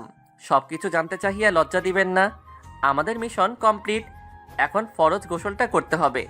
আমরা এখন চাই ফরজ গোসলটা সেরে আসি, কেমন? গোসল শেষ করে দুজনেই আমরা রুমে এসে শুয়ে পড়লাম। আমি বালিশে মাথা রেখে শুয়ে আছি, আর জান্নাত আমার বুকের উপর মাথা রেখে শুয়ে আছে। আমি জান্নাতকে বললাম, জান্নাত, হুম। ও বউ শোনো না, বলো না। আমরা কি সত্যি সত্যি বিয়ে করে নিয়েছি? কি বলো এগুলা? বিয়ে করে মিশন কমপ্লিট করে এখন বলছো আমরা কি সত্যি সত্যি বিয়ে করেছি? আমার না বিশ্বাসই হচ্ছে না যে আমরা মিশনটা পর্যন্ত কমপ্লিট করে ফেলেছি। কি থেকে কি হয়ে গেল, তাই না? জি না, আমি চেয়েছি বলেই বিয়েটা হলো, বুঝলে? তার মানে তুমি এই সিচুয়েশনে না পড়লে বিয়েটা করতে না? করতাম কি করতাম না সেটা না হয় কাল সকালেই জানতে পারবে। হুম। এখন ভালো ছেলের মতো তোমার এই পেতনি বউটাকে শক্ত করে জড়িয়ে ধরে ঘুমাও তো, অনেক রাত হয়ে গেছে। বউ, তুমি শুধু আমার পেতনি বউ না, আমার দুষ্টু মিষ্টি আদরের বউ। হয়েছে হয়েছে, আর পাম মারতে হবে না, নাও এবার ঘুমাও। আমি আর কথা না বলে জান্নাতকে দু বাহুদয়ের মধ্যে আগলে নিয়ে তার কপালে একটা ভালোবাসার পরশ এঁকে দিলাম। জান্নাত আমার বুকের উপর মুখ লুকিয়ে ঘুমিয়ে পড়ল। এই মেয়েটা কিছুদিন আগেও কি ঝগড়াটাই না করলো আমার সাথে, আর এখন আমার বুকে মুখ লুকিয়ে আমাকে শক্ত করে জড়িয়ে ধরে ঘুমিয়ে আছে। এমনভাবে ধরে আছে যেন ছেড়ে দিলেই আমি হারিয়ে যাব। ঘুমন্ত পরীটাকে বুকের সাথে আরও শক্ত করে জড়িয়ে নিয়ে আমিও ঘুমের দেশে পা বাড়ালাম। সকালে নাকের মধ্যে কেমন যেন সুরসুরি অনুভব করলাম। সাথে সাথে হাঁচি দিয়ে চোখ খুলে তাকিয়ে দেখি জান্নাত আমার পাশে বসে হাসছে। অনেক রাগ হলেও তার হাসিতে যেন আমি আবারও তার প্রেমে পড়ে গেলাম। জান্নাত হাসতে হাসতে বলল, এই যে মিস্টার বর, ঘুম ভাঙলো তাহলে? ফজরের আজান যে হয়ে গেছে সেদিকে খেয়াল নেই? ওঠো ওঠো, তাড়াতাড়ি উঠে ফ্রেশ হয়ে অজু করে আগে নামাজ পড়ে নেন, তারপর না হয় আবার ঘুমায়েন। আর একটু ঘুমাই না বউ, তারপর নামাজ আদায় করে নেই। না না, তা হচ্ছে না, ওঠো বলছি। তারপর উঠে নামাজ আদায় করে এসে জান্নাতকে আবার বুকে নিয়ে ঘুমিয়ে গেলাম। কিছুক্ষণ পরে মনে হলো কেউ যেন দরজায় ঠক ঠক করছে। কে? ভাইয়া, আমি আলী। আর কতক্ষণ ঘুমাবি? এবার তো ওঠো, আম্মু খাবার জন্য ডাকছে তো। খালামণিকে বল আসছি। তুই এখন যা তো ভাই, 5 মিনিট লাগবে আমার। তারপর আলিফ চলে গেল। আমি জান্নাতকে নিয়ে দরজা খুলে বের হলাম। তারপর যা দেখলাম তার জন্য মোটেও প্রস্তুত ছিলাম না, কারণ আমার সামনে দাঁড়িয়ে আছে আম্মু, আব্বু, ভাইয়া আর ভাবি। আমি তাদের দেখে একদম থ হয়ে গেলাম। এরা এখানে কিভাবে আসলো? আমি ভয়ে ভয়ে আম্মুর দিকে তাকিয়ে বললাম, আম্মু বিশ্বাস করো, আমরা কিছুই করি নাই। আর আম্মু, আমি এসব করতে চাই নাই। এই জান্নাত আমাকে ব্ল্যাকমেইল করে ওইসব করতে বাধ্য করেছে। আমার এমন হ্যাবলা মার্কা মুখ দেখে সবাই ফিক করে হেসে দিল, আর জান্নাত গিয়ে আম্মুকে জড়িয়ে ধরল। কি হচ্ছে এসব? আমরা সব আগে থেকেই জানতাম রে গাধা। অমন মুখ বানিয়ে আছিস কেন? জানতে মানে? কি জানতে তোমরা? তোর সাথে যে এই বিয়েটা হলো তা আমারই প্ল্যান ছিল। তোকে তোর খালামণির বাড়িতে আসতে বলা আর জান্নাতকে তোকে ব্ল্যাকমেল করছে, সেটাও আমারই প্ল্যান ছিল। কি বলছো এগুলো আম্মু? তোমার প্ল্যান ছিল মানে? তোমরা বললে কি আমি জান্নাতকে বিয়ে করতাম না? আর এগুলো কেন করলে? আমি তো তাই বুঝতে পারছি না। তুই আমাদেরকে ভুল বুঝছিস, আগে কথাটা শোন। ধুর, তুমি থাকো তোমার ভুল বোঝা নিয়ে। আমায় কেউ বিরক্ত করবে না। আমার মাথায় যেন কিছুই খেলছে না। ওখানে আর থাকলাম না, কারণ আমার প্রচণ্ড রাগ উঠে গেছে। আর আমার রাগ উঠলে আমি কি করি নিজেও জানি না। আমার থেকে কেন লুকাতে হবে এগুলো? আমাকে বললে আমি কি জান্নাতকে বিয়ে করতাম না নাকি? আমিও তো জান্নাতুলকে ভালোবাসি। আমি যখন সবার সামনে থেকে চলে আসলাম, তখন জান্নাত আমার পিছু পিছু আসতে লাগলো। মা তুই কোথায় যাস? আম্মু দেখলে তো তোমার ছেলে কতটা রেগে গেছে। আমি যাই, তার রাগ আগে ভাঙিয়ে আসি। আর আম্মু, আমি তোমাদের আগেই বলেছিলাম আজিজকে না জানিয়ে এসব করলেও রেগে যাবে। আমি জানি রে মা, আমার ছেলেটা একটু বেশি বদমেজাজি, আর আমরা তো ওর ভালোর জন্যই ওকে কিছু জানাই নেই। আজ যখন জানতে পারবে আমার জন্যই ওর বদমেজাজটা একটু কমেছে, তখন দেখবে সব ঠিক হয়ে যাবে। কিন্তু আম্মু, এখন আমি কি করব? তোর কিছুই করতে হবে না রে মা। 2 ঘন্টা পর আমি রুমে শুয়ে আছি। কে যেন দরজাটা খুলে ভেতরে আসলো। তাকিয়ে দেখি জান্নাত, হাতে খাবারের থালা। আমার কাছে এসে, ওঠো, খেয়ে নিবে। সেই সকাল থেকে এখনো কিছুই খাওনি। কি হলো? আমি কিছু বলছি। আমিও কিন্তু এখনো কিছুই খাইনি। আর আম্মু আমাদের ভালোর জন্যই এগুলো করেছে। আর কেন করেছে শুনবে? ওকে, কথা যখন বলবেই না তাহলে শোনো। সেদিন যখন তোমার সাথে প্রথম ঘুরতে বের হয়েছিলাম আর আমরা একটা রেস্টুরেন্টে গিয়েছিলাম, মনে আছে তোমার? রেস্টুরেন্টে তুমি যখন তোমার মোবাইলটা ফেলে ওয়াশরুমে গেলে, তখনই আম্মু ফোন দেয় তোমায়। আমি প্রথমে ধরতে না চেয়েও ফোনটা ধরি। আমার গলা শুনে আম্মু জিজ্ঞেস করেন আমি কে। তখন আমি আমার আর তোমার বিষয়ে সবকিছু খুলে বলি আম্মুকে। আম্মু তখন বলেন, মারে, আমার ছেলেটাকে কিন্তু খুব বদমেজাজি, আর তুই চাইলে আমার ছেলেটার এই স্বভাবটা ঠিক করতে পারিস। কিভাবে? আমার ছেলেটা যখন তোকে মেজাজ দেখাবে, তখন তুই তার থেকে ডাবল মেজাজ দেখাবি। কিন্তু আম্মু, কোনো কিন্তু নয়। তখন থেকে নিজের ইচ্ছা না থাকার পরেও তোমার সাথে খারাপ ব্যবহার করি, তারপর ইগনোরও। জানো, তোমায় যখন এড়িয়ে চলতাম তখন আমার কতটা কষ্ট হতো। তারপর যখন দেখলাম আম্মুর কথাটা অনেক কাজে দিতেছে, তোমার বদ মেজাজটা ভালো হয়ে যাচ্ছে, তখন আমি আর আম্মু অনেক খুশি হয়েছিলাম। আর তারপর আজ এই দিন। কি হলো? তাও এখন আমার সাথে কথা বলবে না? ও, বুঝতে পেরেছি, তুমি তো এখন আর আমাকে ভালোই বাসো না, তো কথা বলছো না। ঠিক আছে, তুমি যখন আমাকে ভালোবাসো না আর কথাও বলবে না, তাহলে আমিও আর তোমার কাছে পড়ে থাকবো না, এখনই চলে যাব। বলেই জান্নাত যেই পা বাড়াবে অমনি ওর হাতটা ধরে এক টানে আমার বুকের উপর নিয়ে এসে, খুব সাহস হয়েছে না? আমাকে ইগনোর করা হয়েছে এতদিন, এখন আবার আমাকে ছেড়ে চলে যাবে না?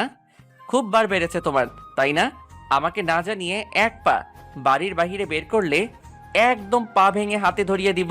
তুমি তো এখন আমায় ভালোই বাসো না, তাই তো কথা বলছো না আমার সাথে। ঠিক আছে, তোমার আর আমার সাথে কথা বলতে হবে না। আমি আর এখানে পড়ে থাকবো না, চলে যাবো আজই, আর এক্ষুনি। তুই জানিস, তোর সাথে যখন আমি কথা বলতে যেতাম আর তুই আমাকে এড়িয়ে চলতি, তখন আমার কতটা কষ্ট হতো। মনে হতো নিজেকে শেষ করে দেই। কিন্তু যখন আম্মু আব্বু ভাইয়ার কথা মনে হতো, তখন আর কিছুই করতে পারতাম না।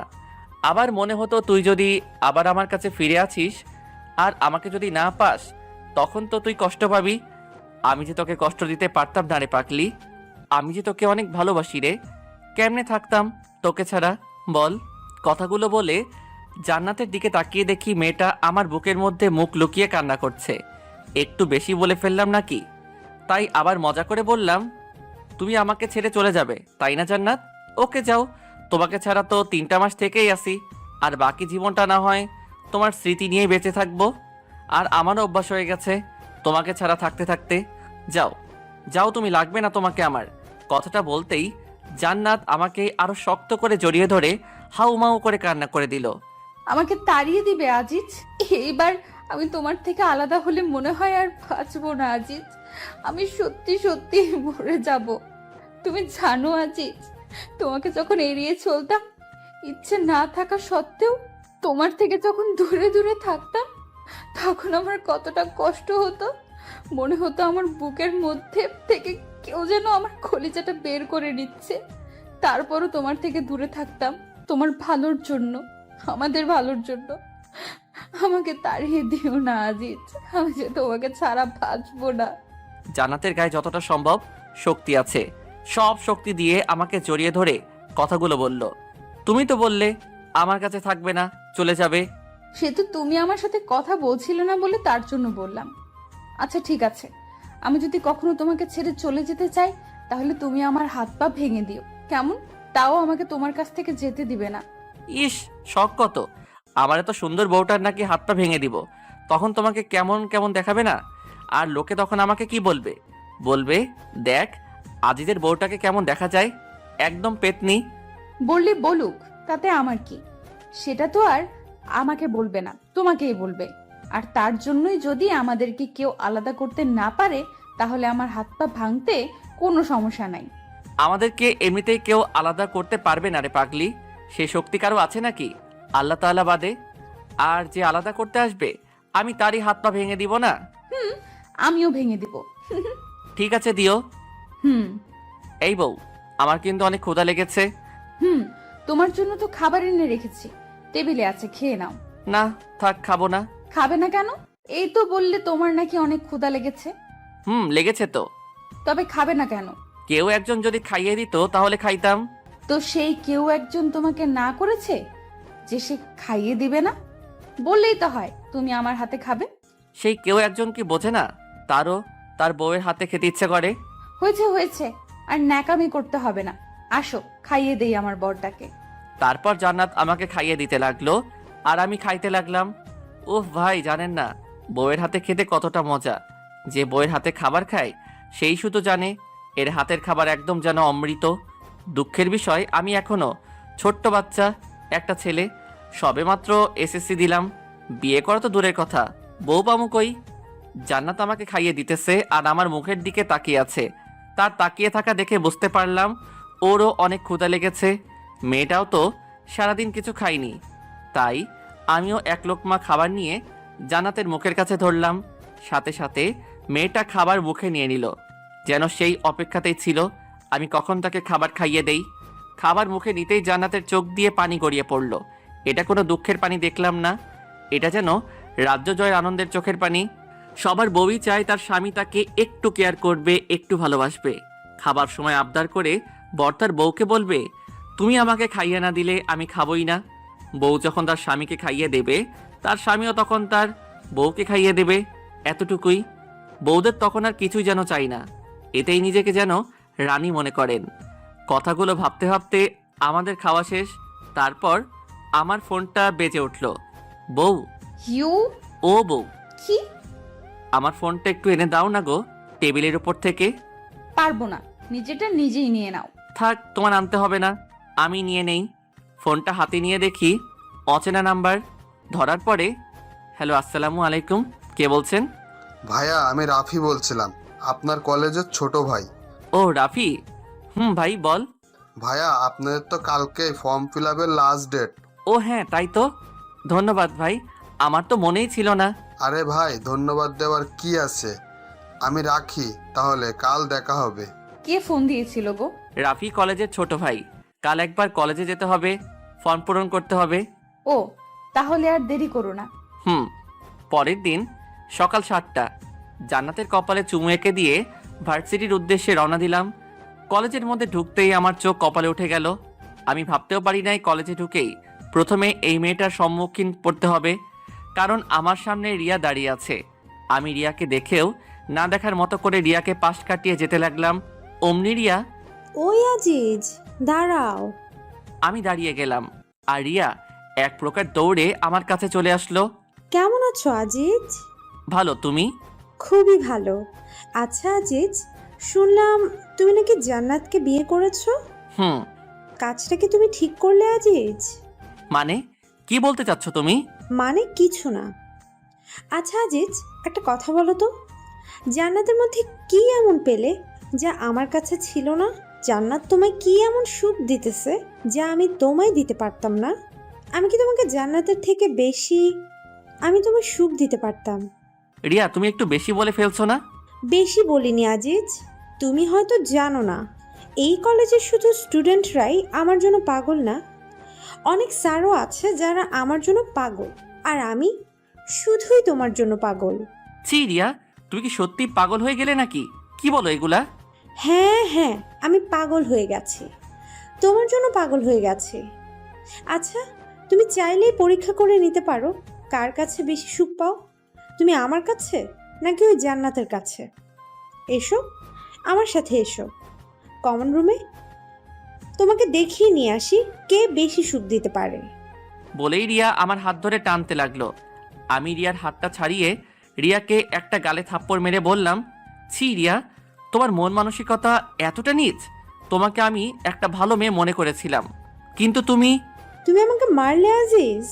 তুমি হয়তো জানো না আজিজ, আমি যা চাই তাই পাই, দরকার পড়লে জোর করে আদায় করে নেই, আর যদি তাও না পাই তাহলে কাউকে পেতে দেই না। এমন কমন ডায়লগ সবাই দেয়, আমিও তোমাকে তার ব্যতিক্রম মনে করি না। আমি কি জিনিস তুমি এখনো জানতে পারোনি আজিজ। তুমি কি করতে চাচ্ছ? Wait and C.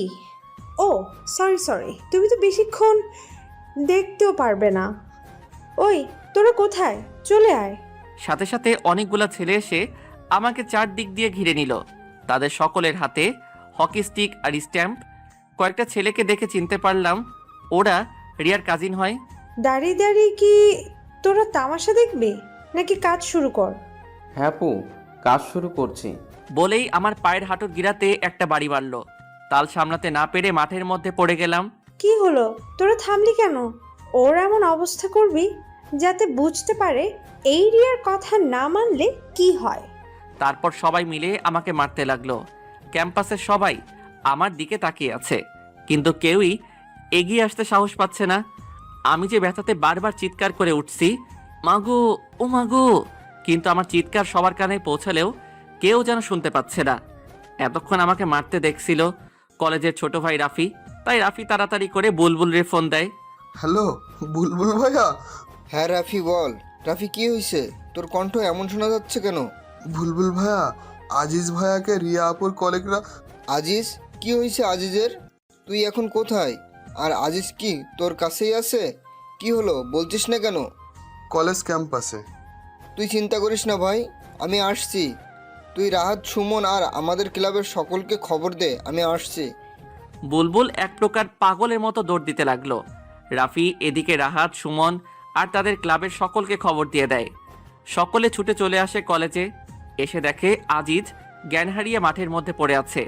তবুও রিয়ার কাজিনরা আজিজকে মেরেই যাচ্ছে।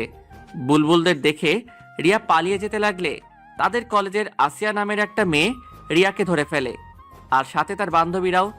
এদিকে বুলবুল, সুমন, রাহাত ও তাদের বন্ধুরা রিয়ার কাজিনদের উড়াধুরা মারতে থাকে। কিছুক্ষণ পর পুলিশ চলে আসে সেখানে এবং সব কিছু পর্যবেক্ষণ করে রিয়া ও তার কাজিনদের ধরে নিয়ে যায়। এদিকে জ্ঞান হারিয়ে মাঠের মধ্যে পড়ে আছে আজিজ। তার মাথায় আঘাত করার কারণে মাথা দিয়ে প্রচণ্ড পরিমাণে রক্ত বের হচ্ছে। বুলবুলরা তাড়াতাড়ি করে আজিজকে হসপিটালে নিয়ে যায়। তারপর আজিজের বাড়িতে তার ভাবির নাম্বার ফোন করে বুলবুল। হ্যালো, কে বলছেন? ভাবি, আমি বুলবুল, আজিজের বন্ধু। হ্যাঁ, কি হয়েছে? তোমরা কাঁদছো কেন? কে ফোন করেছে রে আপু? বুলবুল। দে দেখি, আমাকে দে ফোনটা। হ্যালো বুলবুল ভাইয়া, কি হয়েছে, কাঁদছেন কেন? জান্নাত, আজিজকে ওরা। আজিজের নাম শুনেই জান্নাতের গলা শুকিয়ে যায়। ভাইয়া, আজিজের কি হয়েছে বলুন প্লিজ, কাঁদবেন না ভাইয়া, বলুন প্লিজ। জান্নাত বুলবুলের কথা শুনে হাতে থেকে ফোনটা পড়ে যায় এবং এক চিৎকার দিয়ে সাথে সাথে ফ্লোরে পড়ে গিয়ে জ্ঞান হারিয়ে ফেলে। জান্নাতের চিৎকার শুনে বাড়ির সবাই একত্রিত হয়ে যায়। জান্নাতুল, এই জান্নাত, কি হলো তোর? কথা বল। বুলবুল ভাই, কি হয়েছে ভাই? কি হলো বৌমা, কথা বলো। সব খুলে বলার পর কেউ আর এক মুহূর্ত দেরি করে না। জান্নাতের অজ্ঞান অবস্থাতেই তাদের সাথে করে হসপিটালে নিয়ে যায়। আজিজকে আইসিইউতে চিকিৎসাই করা হচ্ছে। জান্নাতের জ্ঞানও ফিরে এসেছে। জান্নাত হসপিটালের এক কোণে বসে কান্না করে যাচ্ছে। জান্নাত যেন পাগল হয়ে গেছে, কি করবে কিছুই ভেবে পাচ্ছে না। সবাই অধীর আগ্রহ নিয়ে পায়চারি করে যাচ্ছে, কখন ডাক্তার বের হয়। প্রায় ঘন্টাখানিক পরে ডাক্তার বেরিয়ে আসলো। জান্নাত ডাক্তারকে দেখে দৌড়ে তার সামনে গিয়ে দাঁড়িয়ে পড়ল। জান্নাতের সাথে রাহাত, বুলবুল, সুমন ও আজিজের পরিবারের সবাই ডাক্তারকে ঘিরে নিল। ডাক্তার, আমার বরটা কেমন আছে ডাক্তার? খুব ভালো আছে তো ডাক্তার? আমার বরটার কিছু হয় নাই তো ডাক্তার? বলুন ডাক্তার, বলুন। আসলে আমরা কি আসলে আসলে করছেন? বলুন না ডাক্তার, আমার আজিজের কিছু হয় নাই তো? বলুন। জান্নাত ছোট বাচ্চাদের মতো এমনভাবে আবদার করছে যেন ডাক্তার মুখে বললেই সবকিছু ঠিক হয়ে যাবে। ডাক্তার বুলবুলের সামনে আসে। ডাক্তার বুলবুলের ছোটবেলার বন্ধু। কি হলো দোষ, কথা বলছিস না কেন? আমরা যথাসাধ্য চেষ্টা করছি রে দোষ, কিন্তু কিছু করতে পারলাম না। আজিজকে খুব খারাপভাবে মারা হয়েছে, ওর হাত পায়ের শিরায় শিরায় বেশি মারা হয়েছে। আর সব থেকে যেটা খারাপ হয়েছে তা হলো মাথায় বাড়ি মারার কারণে ওর মস্তিষ্কে সজোরে আঘাত এনেছে। তাই আমাদের হাতে আর কিছু নেই রে দোষ। দোষ, আজিজের জ্ঞান কি ফিরেছে? না, আর 24 ঘন্টার মধ্যে আমরা জ্ঞান ফেরারেও কোনো সম্ভাবনা দেখছি না। আর আজের যে অবস্থাতে এখন আছে তাতে ওর সেন্স ফিরতে 24 ঘন্টা অথবা 1 মাস, 1 বছর, আবার নাও ফিরতে পারে। মানে আমি তোদের বোঝাতে চাচ্ছি আজিজ এখন কোমাতে চলে গেছে। ডাক্তারের কথা শুনে জান্নাত আবারও জ্ঞান হারিয়ে ফেলেন। সবাই মিলে জান্নাতকে নিয়ে আবার ব্যস্ত হয়ে পড়ে।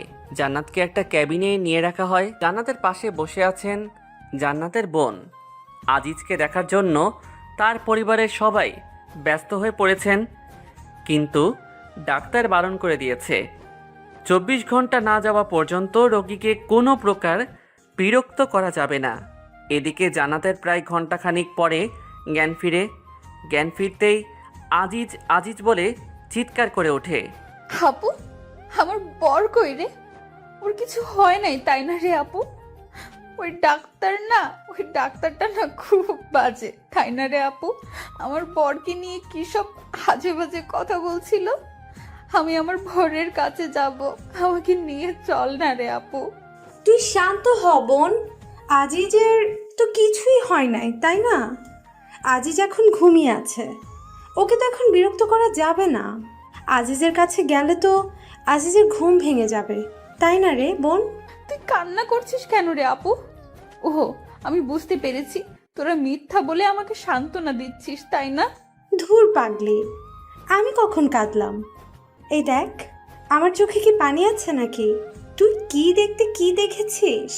তাহলে আমাকে আমার বরটার কাছে নিয়ে চল, আমার বরটাকে আমার খুব দেখতে ইচ্ছে করছে। তোকে বললাম না, আজিজ এখন ঘুমিয়ে আছে, ওকে বিরক্ত করা যাবে না। আমি কোনো রকম বিরক্ত করব না, সত্যি বলছি, শুধু একটু দূর থেকে দেখবো, নিয়ে চল না রে আপু। বললাম না আজিজ ঘুমাচ্ছে। তোকে আমি বললাম না, আমি শুধু দূর থেকে ওরে দেখবো, কথা কি তোর কানে যায় না? আমাকে নিয়ে চল না রে আপু, শুধু একটা বার দূর থেকে আমার বরটাকে দেখবো, যাবি নিয়ে আমাকে? দূরে থেকেই দেখবি তো, কাছে যাওয়ার জন্য আবার পাগলামো করবি না তো? সত্যি বলছি, শুধু দূর থেকেই একটা বার দেখবো। তারপর আপু জান্নাতকে নিয়ে আজিজের কেবিনের সামনে যায়। আজিজের কেবিনের সামনে শুধু বুলবুল বসে আছে, আর বাকি সকলকে তাড়িয়ে দিয়েছে বুলবুল। ও বলেছে সব কিছু একাই দেখতে পারবে, আর জান্নাতের কাছে রয়ে গেছে ওর আপু। জান্নাত ধীর পায়ে হাঁটতে হাঁটতে কেবিনের সামনে চলে আসলো। কাচের দরজা দিয়ে দেখা যাচ্ছে একজন সোজা টান হয়ে শুয়ে আছে, হাতে পায়ে আঘাতের চিহ্ন, মাথায় ব্যান্ডেজ, হাতে স্যালাইনের সুচ লাগানো। তারপরও জান্নাতের চিনতে ভুল হলো না, এটা ওর সব থেকে কাছের মানুষ, ওর বর। জান্নাত দরজার কাচের সাথে হেলান দিয়ে চোখের পানি ফেলতে ফেলতে ফ্লোরে বসে একদম স্তব্ধ নির্বাক হয়ে আজিজকে দেখতে লাগলো। এক সময় হুট করেই দাঁড়িয়ে জান্নাত ডাক্তার ডাক্তার বলে চিল্লাতে লাগলো। ডাক্তার, ডাক্তার, প্লিজ দরজাটা একবার খুলে দিন, আমি শুধু একটাবার আমার বরটাকে আদর করব, দেখবেন তাতেই আমার বর সুস্থ হয়ে উঠবে। প্লিজ ডাক্তার, খুলে দিন না। সরি আপু, এখন এটা আমরা অ্যালাউ করতে পারি না। বোন বোন তুই শান্ত হ বোন, তুই না বললি কোনো পাগলামো করবি না? আপু দেখ না, আজিজের খুব কষ্ট হচ্ছে, ওনাদের বল না আমাকে একবার আজিজের কাছে যেতে দিতে। ভাইয়া, আপনি একবার ওদের বলুন না দরজাটা একবার খুলে দিতে। ডাক্তারটা তো আপনার বন্ধু হন, আপনার কথা শুনবে। প্লিজ ভাইয়া, একটাবার বলুন না। জান্নাত, জান্নাত তুমি শান্ত হও, আমি দেখছি কি করা যায়। দোস্ত, একটাবার কি জান্নাতের ভিতরে যেতে দেওয়া যায় না? দোস্ত দেখ, এতে হিতে বিপরীত হতে পারে। কিন্তু দোস্ত, একটাবার মেয়েটার কথা ভেবে দেখ, ও এখন কিসের মধ্য দিয়ে যাচ্ছে। কিন্তু দোস্ত, কেন কিন্তু নয় দোস্ত, প্লিজ বিষয়টা একবার ভেবে দেখ। তারপর ডাক্তার কিছু একটা ভেবে দরজাটা খুলে দেন। জান্নাত আর এক মুহূর্ত দাঁড়িয়ে না থেকে দৌড়ে ভিতরে চলে যায়। আজিজের ঠিক পা বরাবর গিয়ে দাঁড়ায়, তারপর বসে পা দুটো জড়িয়ে ধরে। তুমি আমার সাথে মজা করছো তাই না বর? তোমাকে জানাই নাই যে আমাদের সম্পর্কের কথা সবাই জানে, তার জন্য আমার উপর অভিমান করে আছো তাই না বর? বিশ্বাস করো, আর কোনোদিন তোমার কাছ থেকে কোনো কথা লুকাবো না। প্লিজ একটা বার কথা বলো, একটা বার তোমার এই মুখ দিয়ে বলো না আমাকে যে তুমি আমার একটি মাত্র দুষ্টু মিষ্টি আদরের বউ। আমাকে বলো না আমি পেতনি বউ। কি বলবে না? দেখো, এই পেতনিটার না খুব কষ্ট হচ্ছে। তুমি বলতে এই পেতনিটাকে তুমি কখনোই কষ্ট পেতে দিবে না, তাহলে কেন এই পেতনিটাকে কষ্ট পেতে দিতেছো? তুমি না সত্যি খুব স্বার্থপর একটা মানুষ। কাল রাতেই না বললে আমাকে ছেড়ে কোনো দিন কোথাও যাবে না, আমাদেরকে কেউ আলাদা করতে পারবে না, যে আমাদের আলাদা করতে আসবে তারই হাত পা ভেঙে দিবে। তাহলে কেন আমাকে একা রেখে নিচেই চলে যাচ্ছ? বলো না, কথা বলো বর। তুমি আমার সাথে কথা না বললে কি হবে? আমি তোমাকে ছেড়ে কোথাও যাচ্ছি না, এই বলে দিলাম। আর আমি তো তোমার সাথে সব সময় কথা বলেই যাব। তুমি আমার সাথে কথা বলো আর নাই বলো। 5 মাস পর আজিজ এখনো সেই আগের মতনই আছে। জান্নাতের সাথে আর কোনো কথা বলে না, কিন্তু জান্নাত সবসময় আজিজের পাশেই থাকে আর সারাটা দিন ওর সাথে ভোগ ভোগ করেই যায়। এদিকে জান্নাতের আম্মু আজিজের আম্মুকে বলছেন, বেয়ান, একটা কথা বলবো? জি বেআইন বলেন, এটা আবার জিজ্ঞেস করতে হবে কেন? বেয়ান দেখেন, আজই যেভাবে পড়ে আছে, কম দিন তো হলো না। আর যে কথাটা বলতে চাইছি আপনি নিশ্চয়ই বুঝতে পারছেন। আমার মেয়ে জান্নাতের তো একটা ভবিষ্যৎ বলে কিছু আছে, তাই না বেয়ান? এভাবে আর কতদিন চলতে দেওয়া যায় আপনিই বলুন। আম্মু, তুমি কি বলছো এসব? বৌমা, উনি তো ঠিকই বলেছেন। আমার ছেলেটা তো আর ভালো নেই, আর জান্নাতেরও তো একটা ভবিষ্যৎ আছে। তাই আমার ছেলের জন্য তো আর জান্নাতের ভবিষ্যৎটা নষ্ট করতে পারি না। মা, আপনি আম্মুর কথায় কিছু মনে করবেন না। আর আম্মু, তুমি যা ভাবছো তা কিছুই হচ্ছে না। না মা, তা হয় না। বেআইন, চলেন আমরা এখনই হসপিটালে গিয়ে জান্নাতকে সব বুঝিয়ে বলবো। তারপর সকলে মিলে হসপিটালে চলে আসেন। এসে দেখে জান্নাত আজিজের গা মুছিয়ে দিচ্ছে। জান্নাত সকলকে দেখে, আরে আম্মু আপু, তোমরা তোমরা কখন এলে? এই তো মা, মাত্রই এলাম। তুই কি করছিলি রে মা? দেখো না আম্মু, তোমাদের ছেলেটার নাকি অনেক গরম ধরেছে, ওর গাটা মুছে দিচ্ছিলাম। জান্নাতের কথা শুনে আজিজের আম্মু মুখ চেপে কান্না করে দেন। আরে আম্মু, তুমি কাঁদছো কেন? দেখো না আমি কি কখনো কাঁদি না নাকি? কই মা, এই দেখ আমি একদম কাঁদছি না। মারে, তোকে একটা কথা বলি। বলো। মারে, তুই আর আমার এই আদমারা ছেলেটার সাথে কতদিন থাকবি বলতো? তোরও তো একটা ভবিষ্যৎ আছে তাই না রে মা? সেটাও তো ভাবতে হবে আমাদের। আজিজের আম্মু কথা শুনে জান্নাতের হাসি মাখা মুখখানা নিমেষে কালো হয়ে যায়। তুমি কি বলতে চাচ্ছ আম্মু? আমি আমার বরটাকে ছেড়ে চলে যাই, এটাই বলতে চাচ্ছ তাই না? হ্যাঁ রে মা, তুই একদম ঠিক ধরেছিস। আর কতদিন এই মিথ্যা জীবন কাটাবি বল? আম্মু, তোমরা যদি ভেবে থাকো আমার বরের কাছ থেকে আমাকে আলাদা করবে, তাহলে ভুল ভাবছো। কিন্তু মা। কোনো কিন্তু না, তোমরা এখন এখান থেকে যাও তো, আমার ভালো লাগছে না। বিশেষ করে তোমাদেরকে এখানে আমার একদমই সহ্য হচ্ছে না। বের হও প্লিজ। জান্নাত তাদেরকে এক প্রকার ধাক্কাই বের করে দিল। তারপর আজিজের মুখ সামনে মুখ এনে কান্না করতে করতে একটা কথা, এই 5 মাসে জান্নাত একটা দিনও কাঁদে নাই। প্রথম দিন বাদে সে আজিজের সাথে থেকে নিজেকে সুখী মনে করত। আজকের প্রথম কান্না করছে। বর, হাই বর, তুমি ওদের কথা শুনেছো? ওরা তোমার কাছ থেকে আমাকে কেড়ে নিতে চায়, আমাদেরকে আলাদা করে দিতে চায়। তুমি না বলতে আমাদেরকে কেউ আলাদা করতে পারবে না, যে আলাদা করতে আসবে তুমি তার হাত পা ভেঙে দিবে। তাহলে এখন চুপ করে আছো কেন? চলো না, আমরা দুজন মিলে ওদের হাত পা ভেঙে দিব। ওঠো না গো বর, ওঠো। ও, এখন আমি বুঝতে পেরেছি, তুমি তো এখন আর আমাকে ভালোই বাসো না, তাই না? তাই তো কিছু বলছো না, তাই না? ঠিক আছে, তোমার কিছুই করতে হবে না। যে আমাদের আলাদা করতে আসবে আমি একাই তার হাত পা ভেঙে দিব। জান্নাত আজিজের মুখের কাছে মুখ এনে এগুলো বলছে আর কান্না করছে।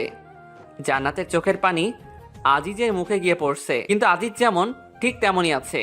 জান্নাতের কথাগুলো যেন সে শুনতেই পাচ্ছে না। একসময় জান্নাত হুট করেই ডাক্তার ডাক্তার বলে চিৎকার করে ওঠে। জান্নাত অনবরত কেঁদে চলেছে। জান্নাতের চোখের পানি তার গাল বেয়ে গড়িয়ে আজিজের মুখের উপর এসে পড়ছে। জান্নাতের চোখের পানি এক ফোঁটা আজিজের চোখের উপর পড়তেই আজিজ চোখ টিপে দিয়ে ওঠে, সাথে হাতটাও হালকা নাড়িয়ে ওঠে। জান্নাতের চোখ আজিজের চোখের দিকে পড়তেই জান্নাতের মুখে হাসি ফুটে ওঠে। হ্যাঁ বর, তুমি তোমার চোখটা মাত্রই নাড়ালে, তাই না? তার মানে তুমি আমার কথা শুনতে পাচ্ছ, তাই না? কি হলো, কথা বলছো না কেন?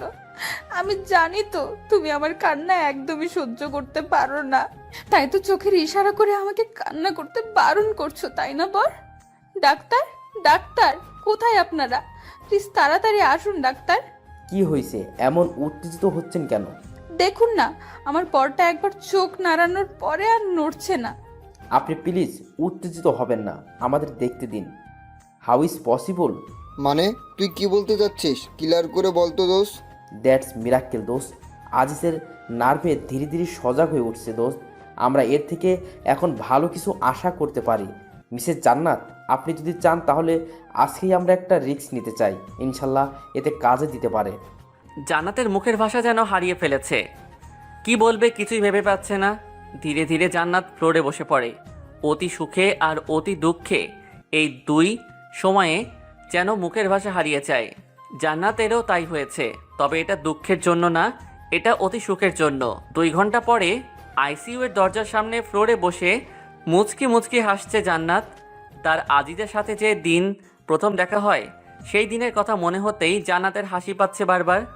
সেদিন ছিল 21শে জুলাই। নাবিলার জান্নাতের বেস্ট ফ্রেন্ড বুলবুলের বোনের জন্মদিন। একটা ছেলে হ্যাবলার মতো জান্নাতের দিকে তাকিয়েছিল। জান্নাতের দিকে ওভাবে তাকিয়ে থাকা দেখতেই জান্নাত ছেলেটির সামনে গিয়ে, এই ছেলে, সমস্যা কি আপনার? জি, আমাকে বলছেন? আপনাকে নয়তো এখানে আর কে আছে শুনি? আমার দিকে এমন হ্যাপলার মতো তাকিয়ে আছেন কেন? আমি কখন আপনার দিকে তাকালাম? আজিজের এমন চেহারা দেখে জান্নাতের হাসি পেয়ে গেল। একটা কিউট ছেলে ভয় পেয়ে গেলে যে তাকে আরও কতটা কিউট লাগে তা জান্নাত আজিজকে না দেখলে যেন বুঝতেই পারতো না। তারপরও জান্নাত হাসি লুকিয়ে মুখে আবারও রাগীভাবে এনে আজিজকে বলল, দেখুন, একদম মিথ্যা বলার চেষ্টা করবেন না। এত সময় ধরে আমার দিকে তাকিয়ে থেকে এখন বলছেন তাকাইনি? আপনি ছেলেটা খুবই ফাজিল। সরি। ও, এখন ধরা পড়ে গেছেন এজন্য সরি বলা হচ্ছে না? মেয়েদের দিকে হ্যাবলার মতো তাকিয়ে থাকতে লজ্জা করে না? আমি আপনার দিকে মোটেও ওভাবে তাকিয়েছিলাম না, আর তারপরেও সরি তো বললাম। তার মানে আপনি বলতে চাচ্ছেন আমি মিথ্যা বলছি, আর সরি বললেই কি সব সমস্যার সমাধান হয়ে যায় নাকি? দেখুন মিস, আপনি কিন্তু এমনি এমনি ঝগড়া করছেন আমার সাথে। কি বললেন আপনি? আমি ঝগড়ুটে? আমি আপনার সাথে ঝগড়া করছি? আমি আপনাকে কখন ঝগড়ুটে বললাম? মাত্রই বললেন আমি নাকি আপনার সাথে ঝগড়া করছি, এখন আবার বলছেন কথা বললাম। ধুর, আপনার সাথে কথা বলাটাই ভুল। বলেই রাখতে রাখতে সেখান থেকে অন্য জায়গায় চলে যায় আজিজ। আর এদিকে জান্নাত হাসতে হাসতে যেন শেষ। কি ভিতর ছেলে রে বাবা, একটুতেই কেমন ভয় পেয়ে গেল। কিন্তু কথা বলতে ছেলেটা ভয় পেলে অনেক কিউট লাগে, একদম যেন কিউটের ডিব্বা। এরকম একটা কিউট ছেলেকেই তো খুঁজছিলাম এতদিন। এমন একটা কিউট বিএফ যদি আমার থাকতো, উফ, ভাবতেই কেমন কেমন লাগে। এখন যাই, ছেলেটাকে নাবিলার কাছ থেকে শুনে আসি। কি ঝগড়ুটে মেয়ে রে বাবা, একটু নাই তার দিকে তাকিয়েছিলাম, তাই বলে কি এভাবে পায়ে পাড়া দিয়ে ঝগড়া করবে নাকি? আমার জন্য সব মেয়েরা পাগল, আর এর দিকে তাকাতেই বাপরে বাপ। ভাগ্য ভালো এমন কোনো গার্লফ্রেন্ড আমার নেই, থাকলে তো জীবনটা টানা টানা বানিয়ে ছাড়তো। তবে গার্লফ্রেন্ড হলেও মন্দ হতো না, cause she is very cute girl. দোস্ত এদিকে একটু শোন তো।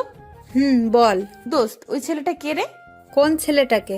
ওই যে বুলবুল ভাইয়ের সাথে দাঁড়িয়ে দাঁড়িয়ে কথা বলছে সেই ছেলেটা। ও, ওইটা তো আজিজ ভাইয়া, ভাইয়ার বেস্ট ফ্রেন্ড। কেন রে, প্রেমে টেমে পড়ে গেলে নাকি আজিজ ভাইয়ার? ধুর, কি যে বলিস না, ছেলেটা আমার দিকে কেমন ড্যাব ড্যাব করে তাকিয়েছিল তাই বললাম। কি, আজিজ ভাইয়া তাকিয়েছিল তোর দিকে? আমার বিশ্বাস হয় না। ভাইয়াকে দেখে পছন্দ হয়ে গেছে, আর এখন আমার কাছে এসে ঢপ মারছিস, তাই না? তুই কি বলতে চাচ্ছিস? আমি দেখতে সুন্দরী না? আমার দিকে ছেলেটা তাকায় না, তাই তো? আমি কখন তোকে বললাম তুই সুন্দরী না? আমি তো বলছি আজিজ ভাইয়া কোনো মেয়ের দিকে ফিরেও তাকায় না, কিন্তু ভাইয়ার জন্য তো তাদের ভার্সিটির মেয়েরা আজিজ বলতে পাগল। ও তাই বল। কি, প্রেমে পড়ে গেলি নাকি রে দোস্ত? তাতে একটু একটু পড়ে গিয়েছি রে দোস্ত, হেল্প কর না দোস্ত। ওকে ডান, বাট ট্রিট কিন্তু দিতেই হবে দোস্ত। ওকে ট্রিট দিব যা, কিন্তু এমন কিছু করবি যাতে তোর আজিজ ভাইয়া নিজে এসে আমাকে প্রপোজ করে। আমি কিন্তু প্রপোজ করতে যাব না। ওকে দোস্ত, তাই হবে, তুই শুধু দেখ কি করি। তারপর নাবিলা তার ভাই বুলবুলকে সব কিছু বুঝিয়ে বলে। বুলবুল প্রথমে রাজি না হতে চাইলেও পরে জান্নাতের রিকোয়েস্টে আর বোনের মুখের দিকে তাকিয়ে রাজি হয়ে যায়।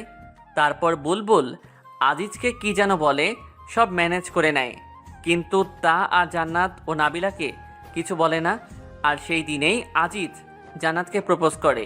কি রোমান্টিকভাবেই না প্রপোজ করেছিল সেদিন আজিজ জান্নাতকে। জান্নাত, এই জান্নাত, এত কি ভাবছিস বোন? হাসছিস কেন? আরে আপু, তুমি কখন এলে? আজিজের অপারেশন কি হয়ে গেছে? না, এখনো হয় নাই রে বোন, অপারেশন চলছে। তবে আল্লাহর উপর ভরসা রাখ, এইবার তিনি আমাদের উপর মুখ তুলে তাকাবেন রে বোন, ইনশাআল্লাহ। আপু। কিছু সময় পরে ডাক্তার আইসিইউ থেকে বেরিয়ে আসলেন। ডাক্তারকে দেখে সবাই তার সামনে এসে দাঁড়ালেন। বাবা, আমার ছেলেটা ঠিক হয়ে গেছে, তাই না? দোষ আজিজ। স্যার আমার বর, ডাক্তার আমার বর। সরি, আমরা কিছু করতে পারলাম না, এই কথাটা এবার বলবো না। আলহামদুলিল্লাহ, অপারেশন সাকসেসফুল। মিস্টার আজিজ এখন সম্পূর্ণ সুস্থ আছেন। ডাক্তারের কথা শুনে সবার চোখ দিয়ে পানি বের হয়ে আসলো। তবে এটা কোনো দুঃখের পানি না, এটা হলো আনন্দের পানি। আমি আমার বরকে দেখবো ডাক্তার সাহেব, প্লিজ। অবশ্যই, কেন না। তবে ওনাকে এখন ঘুমের মেডিসিন দিয়ে ঘুম পাড়িয়ে রাখা হয়েছে, সো এখন ওনাকে বিরক্ত না করাই আমার মনে হয় ভালো হবে।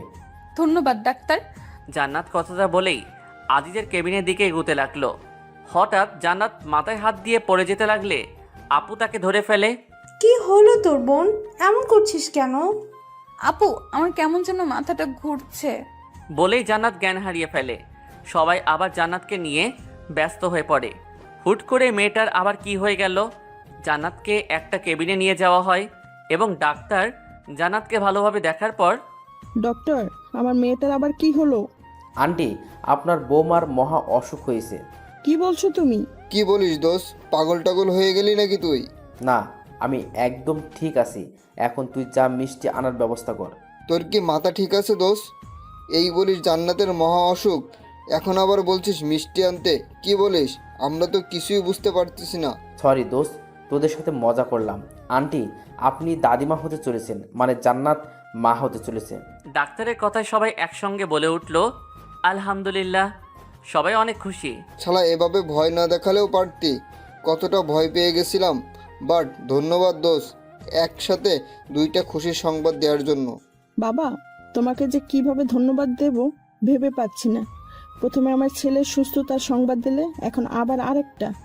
আমি দাদিমা হতে চলেছি। কি বলছেন আন্টি? এটা আমার কর্তব্য। তাছাড়া আমি আজিজকে নিজের ভাইয়ের মতোই দেখি, এতে ধন্যবাদ দেবার কি আছে? 6 ঘন্টা পরে আজিজ এখনও শুয়ে আছে। একবার জ্ঞান ফিরলেও তাকে আবারও ঘুমের ওষুধ দিয়ে ঘুম পাড়িয়ে রাখা হয়েছে। জান্নাত শুয়ে আছে আজিজের বুকের উপর মাথা রেখে। আজ জান্নাত যেন পৃথিবীর সবচেয়ে বেশি একজন সুখী। সে আজ একদম পরিপূর্ণ একটা নারী হিসেবে নিজেকে মনে করছে, কারণ সে আবারও তার স্বামীকে ফিরে পেয়েছে। তার সাথে সে মা হতে চলেছেন। জান্নাত আজিজের বুকের উপর শুয়ে থেকে একটা শব্দ শুনতে পেল, আউ। জান্নাত আজিজের দিকে তাকিয়ে দেখে আজিজ মনে হয় ব্যথা পেয়েছে। তাই জান্নাত যেই উঠতে যাবে তখনই আজিজ জান্নাতকে শক্ত করে জড়িয়ে ধরে। জান্নাত যেন এটা কখনোই আশা করে নাই। জান্নাত আজিজের দিকে তাকিয়ে দেখে আজিজ জান্নাতের দিকে ছলছল চোখে তাকিয়ে আছে। আমাকে ছেড়ে চলে যাচ্ছ? আজিজের কথা শুনে জান্নাত যেন নিজের কানকে বিশ্বাস করতে পারছে না। তার বর তার সাথে আবার কথা বলছে। জান্নাতের চোখ দিয়ে অনবরত পানি ঝরতে লাগলো। কি হলো বউ, আমার সাথে কথা বলবে না? ঠিক আছে, তুমি যখন আমার সাথে কথাই বলবে না, তাহলে আমি যেমন ছিলাম আবার তেমনই হয়ে যাব। এইবার মেয়েটাকে থামায় কে? আজিজের কথা শুনে জান্নাত আজিজকে শক্ত করে জড়িয়ে ধরে হাউমাউ করে কেঁদে দিল। আমাকে কষ্ট দিয়ে তুমি খুব মজা পাও, তাই না? তোমাকে এভাবে দেখে আমার এতদিন কতটা কষ্ট হয়েছে জানো তুমি? তবু আমি নিজের মনোবল হারাইনি। আমি জানতাম আমার বরটা একদিন ঠিকই সুস্থ হয়ে উঠবে। এই কয়েকদিনে একটা বারের জন্য তোমাকে আমার চোখের আড়াল করিনি। আর একবার আমাকে ছেড়ে যাবার কথা ভাবলে আমি নিজেই তোমার হাত পা ভেঙে দিব, এই বলে রাখলাম। আমার বউটা আমাকে এতটা ভালোবাসে? নিজের থেকেও বেশি। তোমার যদি কিছু হয়ে যেত তাহলে আমি নিজেই চলে যেতাম ওই না ফেরার দেশে। চুপ, একদম চুপ। আমার এই পেতনিটা থাকতে আমার কেউ কি কিছু করতে পারবে নাকি? আর আমি থাকতে আর আমার এই পেতনি বউটাকে কিছুই হতে দেব না রে। খুব বেশি যে ভালোবাসি আমার এই বউটাকে। হয়েছে হয়েছে, আর ন্যাকামি করতে হবে না। এতদিন আমাকে কষ্ট দিয়ে এখন আসছি এনে ভালোবাসা দেখাতে। ছাড়ো তো, আবার ব্যথা পাবে তুমি। না, পাবো না। আমি আমার বউটাকে কতদিন হলো আদর করি না, কিন্তু আজ আর ছাড়ছি না। কিছুক্ষণ চুপ থাকার পরে বর, উহ। আই বর, কি? আই বর, শোনো না। বউ শুনেছি তো, বলো না। তুমি কি হতে চলেছো জানো? কি হতে চলেছি? তুমি বাবা হতে চলেছো আর আমি মা। কি সত্যি বলছো তুমি? ধুর, মিথ্যা বলতে যাব কেন? আমি বাবা হব? আলহামদুলিল্লাহ। জান্নাত, তুমি আমাকে সব থেকে খুশি সংবাদ দিলে আজ। তো এখন আমার পাওনা আমাকে বুঝিয়ে দাও। কি চাও শুধু বলো। আপাতত এখন তোমার ঠোঁটটা হলেই হবে, আর বাকিগুলো পরে আমি নিজেই আদায় করে নিব। বাধা দিয়েছে কে? তোমার জিনিস তুমি বুঝে নাও। আমার জিনিস আমি নিবই তো। বলেই জান্নাত আমার ঠোঁটটা তার নিজের দখলে করে নিল। আমি যে একজন অসুস্থ ব্যক্তি সেই দিকে যেন জান্নাতের খেয়ালই নেই। সে নিজের মতো করে আমার ঠোঁটগুলো তার নরম কোমল ঠোঁট দিয়ে আদর করে যাচ্ছে। এ ভালোবাসা যেন শেষ হবারই নয়, অনেক দিনের জমানো তো, তাই একটু আর কি। ছাড়ার পরে উফ, আমি কিন্তু অসুস্থ। এতক্ষণ কেউ চুমু দেয় নাকি একটা অসুস্থ ব্যক্তিকে? ও সরি সরি, রাগ করলে নাকি? আসো, আদর করে তোমার রাগটা ভাঙিয়ে দেই। বলে আবারও আমার ঠোঁটে তার ঠোঁটগুলো ডুবিয়ে দিল। মেয়েটার যেন চুমু খেয়ে তৃপ্তি হচ্ছেই না, আর মনেও হয় না আজ তার তৃপ্তি হবে বা আমাকে ছাড়বে। তাই আমিও জান্নাতের তালে তাল মিলিয়ে দিলাম। এখন আমরা এক অজানা সুখের সাগরে ভেসে চলেছি। তাই আপনাদের আর আমরা কষ্ট দিলাম না। কেমন পুরো গল্পটা কেমন হয়েছে জানি না, তারপরও আপনারা আমাকে অনেক উৎগিয়েছেন, তার জন্য সকলকে ধন্যবাদ। আর পুরো গল্পটা কেমন হয়েছে প্লিজ কষ্ট করে জানাবেন। ধন্যবাদ।